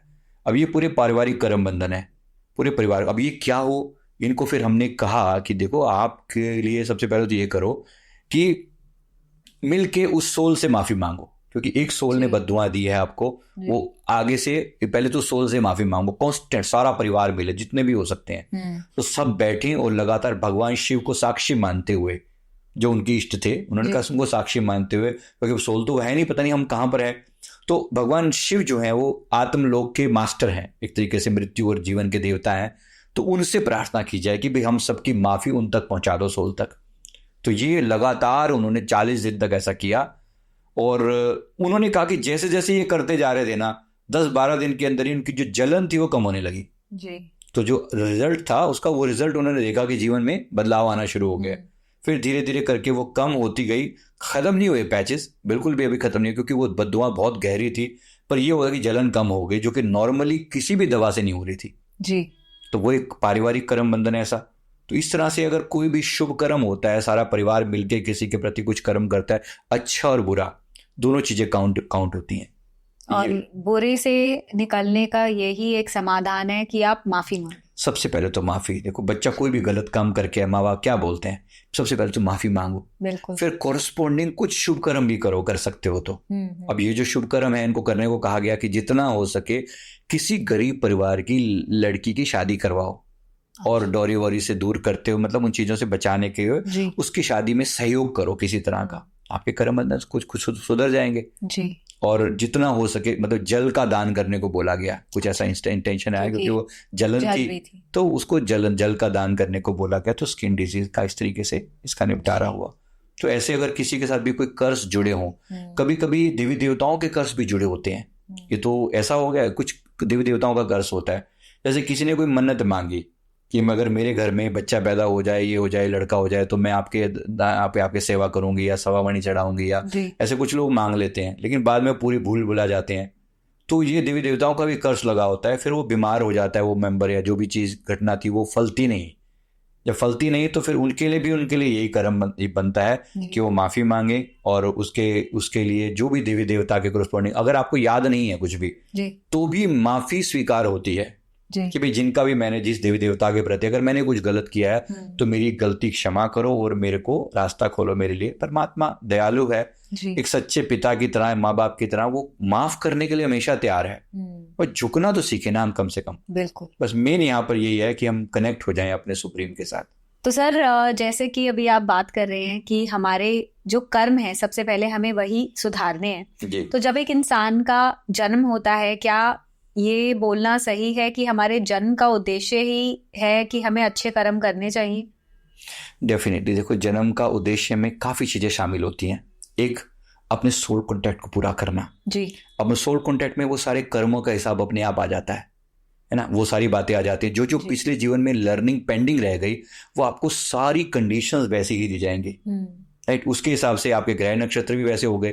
तो एक तो हो गया पिछले जीवन की कमियों को पूरा करना जी, तो वो सोल कॉन्ट्रैक्ट का पार्ट हो गया जी। दूसरी चीज ये भी हो गई कि कुछ टैलेंट भी आपको दिए गए हैं, सिर्फ नेगेटिव चीजें ही नहीं है, कुछ पॉजिटिव भी हैं। अच्छा। हो सकता है पिछले जन्मों के अच्छे कर्मों के फलस्वरूप आपको ज्यादा पैसा मिला हो, अच्छा शरीर ना मिला हो, राइट। जो चीज आपके पास ज्यादा है, टैलेंट है, गुण है, कोई ऐसी चीज है, कोई ऐसी प्रतिभा है आपके अंदर, उस टैलेंट के द्वारा दूसरों की सेवा करो जी। ये भी आपके जीवन का उद्देश्य है, जीवन निखरेगा जी। कुछ लोग हैं जो अलग अलग तरीकों से दुनिया की सेवा करते हैं, हम भी तो कर ही रहे हैं ना। जो थोड़ा बहुत परमात्मा ने ज्ञान दिया उस ज्ञान को अप्लाइड फॉर्म में दूसरों की सेवा में लगा दिया। जो भी आपके पास है, धन है तो धन, मोटिवेशन है तो मोटिवेशन, ज्ञान है तो ज्ञान, जो भी आपके पास है उसको आपने सेवा में लगा दिया, तो वो भी एक उद्देश्य है। अपने ज्ञान के द्वारा दूसरों के कल्याण में मदद करो, आपकी ग्रोथ होती जाएगी जी। इसी तरह से जो एक और उद्देश्य है वो है परमात्मा की प्राप्ति करना, अपनी आत्मा का ज्ञान प्राप्त करना जी। हमारे धर्म ग्रंथ तो यहाँ तक कहते हैं कि अवर काज तेरे किते ना काम, बोले साध संगत भज केवल नाम, की बाकी सारी काम तो सेकेंडरी हैं, सबसे पहला काम है परमात्मा का नाम का जाप करना, साधु संगत में जाना। तो ये सबसे बड़ा काम उन्होंने बताया, है भी सही, क्योंकि अल्टीमेटली अगर सारी चीजें करके भी परमात्मा को ना पाया तो फिर क्या पाया, जीवन व्यर्थ है। तो वो भी अल्टीमेट गोल है जी। तो अपनी सारी पिछले कर्म बंधन को क्लियर करते हुए, लर्निंग लेते हुए, हर व्यक्ति के साथ बिहेवियर अच्छा करते हुए अपने जीवन के उद्देश्य को पाने का प्रयास करना। उद्देश्य आत्मा को जानना, परमात्मा को जानना, पहले आत्मा को जानना जी। एक सेल्फ लव क्रिएट करना, मैंने शुभ कर्म की, मेरी आत्मा अपने आप के प्रति प्रफुल्लता जो फील करती है, जो आनंद फील करती है, यही ऑब्जेक्टिव है। ये आनंद ही परमात्मा है। तो मैंने खुद को जाना, मैंने मेडिटेशन किया, खुद को जाना, अपने भीतर की शून्यता को पहचाना, भीतर उतरे, चक्रों को जागृत किया, अपने कर्मास को क्लींस किया, और फिर अंत में मोक्ष की प्राप्ति हुई। अंत में इस सोल ने अपने सारे कर्म बंधन, सारी क्लियरेंस हो गई, फिर ये सोल वापस अपने सोर्स में जाकर मिलेगी, सोर्स की तरफ वापस मुड़ना, ये ऑब्जेक्टिव है, आत्मा को जानना जी। इसलिए आज के जो संत हैं अच्छे, जो लोग जैसे प्रेमानंद जी महाराज बड़ा उस बात पे जोर देते हैं कि बार बार परमात्मा के नाम का स्मरण करो, क्योंकि वो सारे नेगेटिव कर्मों का खात्मा करने का सर्वोच्च साधन है। अब जीवन भर जब समर्पण भाव से कोई भी कर्म करोगे तो पिछले कार्मिक भी क्लियर होंगे और आगे के लिए आपको दिशा भी मिलती चली जाएगी जी। क्योंकि सर यहाँ पे जैसे आप बात कर रहे हैं कर्मों की, कि हमें अपने नेगेटिव कर्म को तो खत्म करना ही है अच्छे कर्म करके, लेकिन अगर हम अच्छे कर्म भी करेंगे तो वो भी हमारे एड ऑन होंगे और हमें अगली लाइफ में वो अच्छे कर्म भी भुगतने पड़ेंगे जी। तो उससे कैसे हम बचे ताकि हम अच्छे कर्म करें, लेकिन वो अच्छे कर्म हम सेल्फलेसली कर पाए, ताकि वो अच्छे कर्म भी हमारे ऐड नहीं हो और हम टुवर्ड्स मोक्ष जाए। राइट। तो यहीं पर ये कंसेप्ट जो है ना हमारे सनातन में और बाकी धर्मों में डिफरेंट है जी। बाकी धर्मों में तो मोक्ष जैसी कोई चीज है ही नहीं, बिल्कुल। वहां पर सीधा स्वर्ग है जी, स्वर्ग और नरक, बस दो ही बात है, अच्छे और बुरे का, बस। कोई तीसरी चीज नहीं है, उसके बियॉन्ड भी बहुत कुछ है। ये कंसेप्ट निर्वाण का जो कंसेप्ट है, ये केवल और केवल हमारे सनातन धर्म में है कि आप इससे मुक्त भी हो सकते हो, इस लाइफ साइकिल से, ओवरऑल जो ये कर्म बंधन का ये साइकिल है, इससे बाहर निकलो ना। मुक्ति और मोक्ष में फिर क्या अंतर है? बस यही अंतर है। एक मुक्ति जो हम सामान्य वर्ड यूज करते हैं कि भाई ये सोल जब इसकी मृत्यु हुई, इस जीवन में जो मृत्यु हुई, तो मृत्यु के बाद मुक्ति हुई कि नहीं हुई, मतलब एक नॉर्मल वर्ड मुक्ति होता है कि वो इस शरीर से छूटकर, प्रेत योनि से छूटकर ऊपर गया कि नहीं गया, ये नॉर्मल वर्ड यूज करते हैं। मोक्ष का मतलब है वो कभी लौट के नहीं आएगा, is gone, is merged into that supreme level. अब उस मोक्ष की भी 4 अलग अलग लेवल होते हैं। अच्छा। उसके 4 अलग अलग लेवल्स होते हैं जितना मैं जानता हूँ जी। तो उस मुक्ति या मोक्ष के लिए 4 अलग अलग, उसमें क्या होता है, एक होती है सालोक्य मुक्ति, जिस परमात्मा के जिस रूप को आप मानते हो, जैसे कोई भगवान श्री कृष्ण जी को मानते हैं तो उनके लोक में रहने को मिलना, उनके लोक में निवास करना, उनका जो सुप्रीम धाम है, गोलोक धाम जिसे कहते हैं, वहां पर उनके लोक में रहने को मिलना, तो वो भी एक मुक्ति है, मोक्ष है उनका। वो सदा सदा के लिए उस आनंद में जिएंगे, तो वापस आने की कोई जरूरत नहीं। साइकिल ऑफ बर्थ रीबर्थ से वो बाहर निकल गए, पुनर्जन्म के उससे वो बाहर निकल गए। लेकिन अब वो सदा सदा के लिए अपने इष्ट के साथ रह रहे हैं, उनके लोक में रहकर जी रहे हैं, तो एक सालोक्य मुक्ति होती है ये। अच्छा। फिर ऐसे ही एक होती है सामीप्य मुक्ति। अच्छा। सामीप्य मुक्ति उनके बहुत नजदीकी प्राप्त कर लेना। अब ये भी आपके कर्मों पर डिपेंड करता है कि लोग सालों के भी हुए तो नजदीक तो गए, लेकिन एक है बिल्कुल क्लोज उनके आसपास के कुछ थोड़े से लोगों के बीच में आपको जगह मिली, तो बड़ी बात है जी। जैसे जय विजय को भगवान श्री विष्णु जी के द्वारपाल बनना, वो बिल्कुल नजदीकी होगी ना, वो तो वो वाली भी होगी। तो एक होगी सामीप्य मुक्ति होगी, एक होती है सायुज्य मुक्ति, जुड़ जाने का मतलब होता है कि जैसे भगवान का हार बन के वासुकी जी ऐसे जो है ना, वो जुड़ गए, उनके शरीर के अंग हैं जी। आप शायद जानते ही होंगे कि भगवान का जैसे भगवान श्री विष्णु जी का जो शंख है वो भी एक सोल है, वो भी एक दिव्य आत्मा है। उनका जो कौस्तुभ मणि है वो भी एक दिव्य आत्मा है। ऐसे अलग अलग जो आयुध हैं वो भी एक दिव्य आत्माएं हैं जी। और एक लास्ट जो है वो है सारूप्य मुक्ति। सारूप्य मुक्ति का मतलब अब उसकी एग्जिस्टेंस खत्म, अब उसने अपने आप को मर्ज कर दिया, अब वो अलग नहीं रहा, वो परमात्मा में लीन हो गया जी। अब वो विष्णु जी हैं तो विष्णु जी का स्वरूप हो गया, वो अलग नहीं, वो अलग नहीं। ये आखिरी चीज है। अगर कोई चाहे तो अपने आप को पूरी तरह लीन कर सकता है, कोई चाहे तो सामीप्य, सायुज्य, सारूप्य या सालोक्य मुक्ति प्राप्त कर सकता है। ये कैसे होगा, ये आपकी इच्छा पर, आपके भाव पर, आपके शुभ कर्मों पर डिपेंड करता है जी। तो इस कर्म बंधन से कैसे फिर हम मुक्त हो सकते हैं, सेल्फलेसली काम करके? Yes, definitely. अब देखो ना, अब एक तो यह कि अब इंसान कोई भी शुभ कर्म कर रहा है, लेकिन पीछे सिद्धांत क्या है, मेरा नाम हो जाए। अगर मैं किसी को कोई दान दे रहा हूं तो उसकी 50 जगह मैं सेल्फियां खिंचवा रहा हूं और दे के सोशल मीडिया पे डाल के प्रचार चल रहा है कि भाई मैं ये कर्म कर रहा हूं, मैं ऐसे मन के पीछे ऑब्जेक्टिव क्या है? ऑब्जेक्टिव किसी की हेल्प करना है या ऑब्जेक्टिव अपना मान करवाना है? हमारे भाव, हमारे इंटेंशंस वो करती है। हाँ, तो यहाँ पर आप देखो, अगर कोई समर्पित है कोई व्यक्ति, तो वो कह रहा है कि मैं जो भी कर रहा हूँ, मेरे प्रभु तो मुझे देख रहे हैं ना, मेरे भगवान तो मुझे देख रहे हैं ना। जब वो इस तरह से भाव पूर्वक वो जो काम कर रहा है ना, समर्पण भाव से, तो वो मुक्त है। उसके मतलब ना उसको क्रेडिट ना डेबिट जी, उन दोनों का हिसाब से पार हो गया। वो जो काम करता है वो श्री सद्गुरुदेवाय समर्पयामि, राइट, वासुदेवाय समर्पयामि, जो उसके भाव है। तो अकॉर्डिंगली जब वो सारी चीजों को समर्पित करता रहता है तो उसका पूरा जीवन का लास्ट कंक्लूजन ये होता है कि भगवान स्वयं लेने के लिए आते हैं और उसके सारे कर्मों का हिसाब किताब पे काटा फेर देते हैं। हो गया तेरे सारे कर्म लेने देना, ये डन हो गया, क्योंकि तुमने सब कुछ मुझे समर्पित करते हुए किया। फिर क्या क्रेडिट और क्या डेबिट, फिर क्या अच्छे और क्या बुरे। इवन बुरे कर्म करते, हमने ये भी सुना है ना कि वो घर का कूड़ा कचरा बीन के वो लेडी कहा करती थी कृष्ण वासुदेवाय समर्पयामि, अंत में वो भी भगवान को ही प्राप्त हुआ, मतलब इवन यहाँ तक भी प्राप्त हुआ। ये अंतिम लक्ष्य हम सभी का, समर्पण तक पहुंचने का प्रयास करना तो होना भी चाहिए। व्हाई नॉट, कर्म बंधन से मुक्ति का प्रयास किया जाए।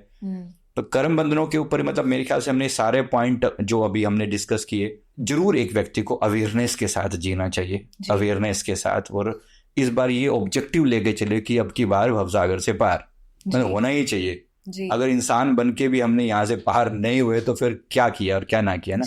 हमारी मनुष्य जो योनि है वो इसीलिए ही है, सर्वश्रेष्ठ है, राइट, सर्वश्रेष्ठ है। हमें अपने ब्रेन का यूज करना चाहिए और एटलीस्ट एक स्टेप प्रयास करना चाहिए towards the goal of the life, right. या so thank you so much sir, आज आपने बहुत सारी अच्छी अच्छी बातें हमें समझाई, और कैसे होता है आफ्टर डेथ जो एक सोल के साथ उसकी जर्नी के बारे में हमने बात करी, बहुत कुछ जाना। Thank you so much for giving us your knowledge, and we will have you on our show again sir. You have immense knowledge on so many things. आपसे बात कर बहुत अच्छा लगा। Thank you so much, thank you for coming. तो दोस्तों, मैं उम्मीद करती हूँ आपको आज का पॉडकास्ट बहुत ही इंटरेस्टिंग लगा होगा। बहुत सारी बातें आज हमने जानी संजीव मलिक जी से, क्या होता है एक सोल का आफ्टर डेथ, कैसे उस सोल की जर्नी होती है, स्वर्ग लोक नर्क लोक के बारे में हमने जाना और कैसे एक सोल का रीबर्थ होता है, हमको अपने कैसे कर्म करने चाहिए, सोल कॉन्ट्रैक्ट पे भी आज हमने बात करी है। Overall this podcast was so interesting, मेरे को बहुत ही मजा आ रहा था ये बातें सुनकर एंड आई एम होपिंग आपको भी बहुत ही इंटरेस्टिंग लगी होंगी ये बातें। अगर आपको ये वीडियो अच्छा लगा है तो प्लीज लाइक करिएगा, शेयर करिए एंड कमेंट करके अपने विचार जरूर बताइएगा। That's it for today. मैं मिलती हूँ आपको अपने अगले वीडियो में एक नए गेस्ट के साथ। तब तक के लिए कीप वॉचिंग द स्पॉटलाइट।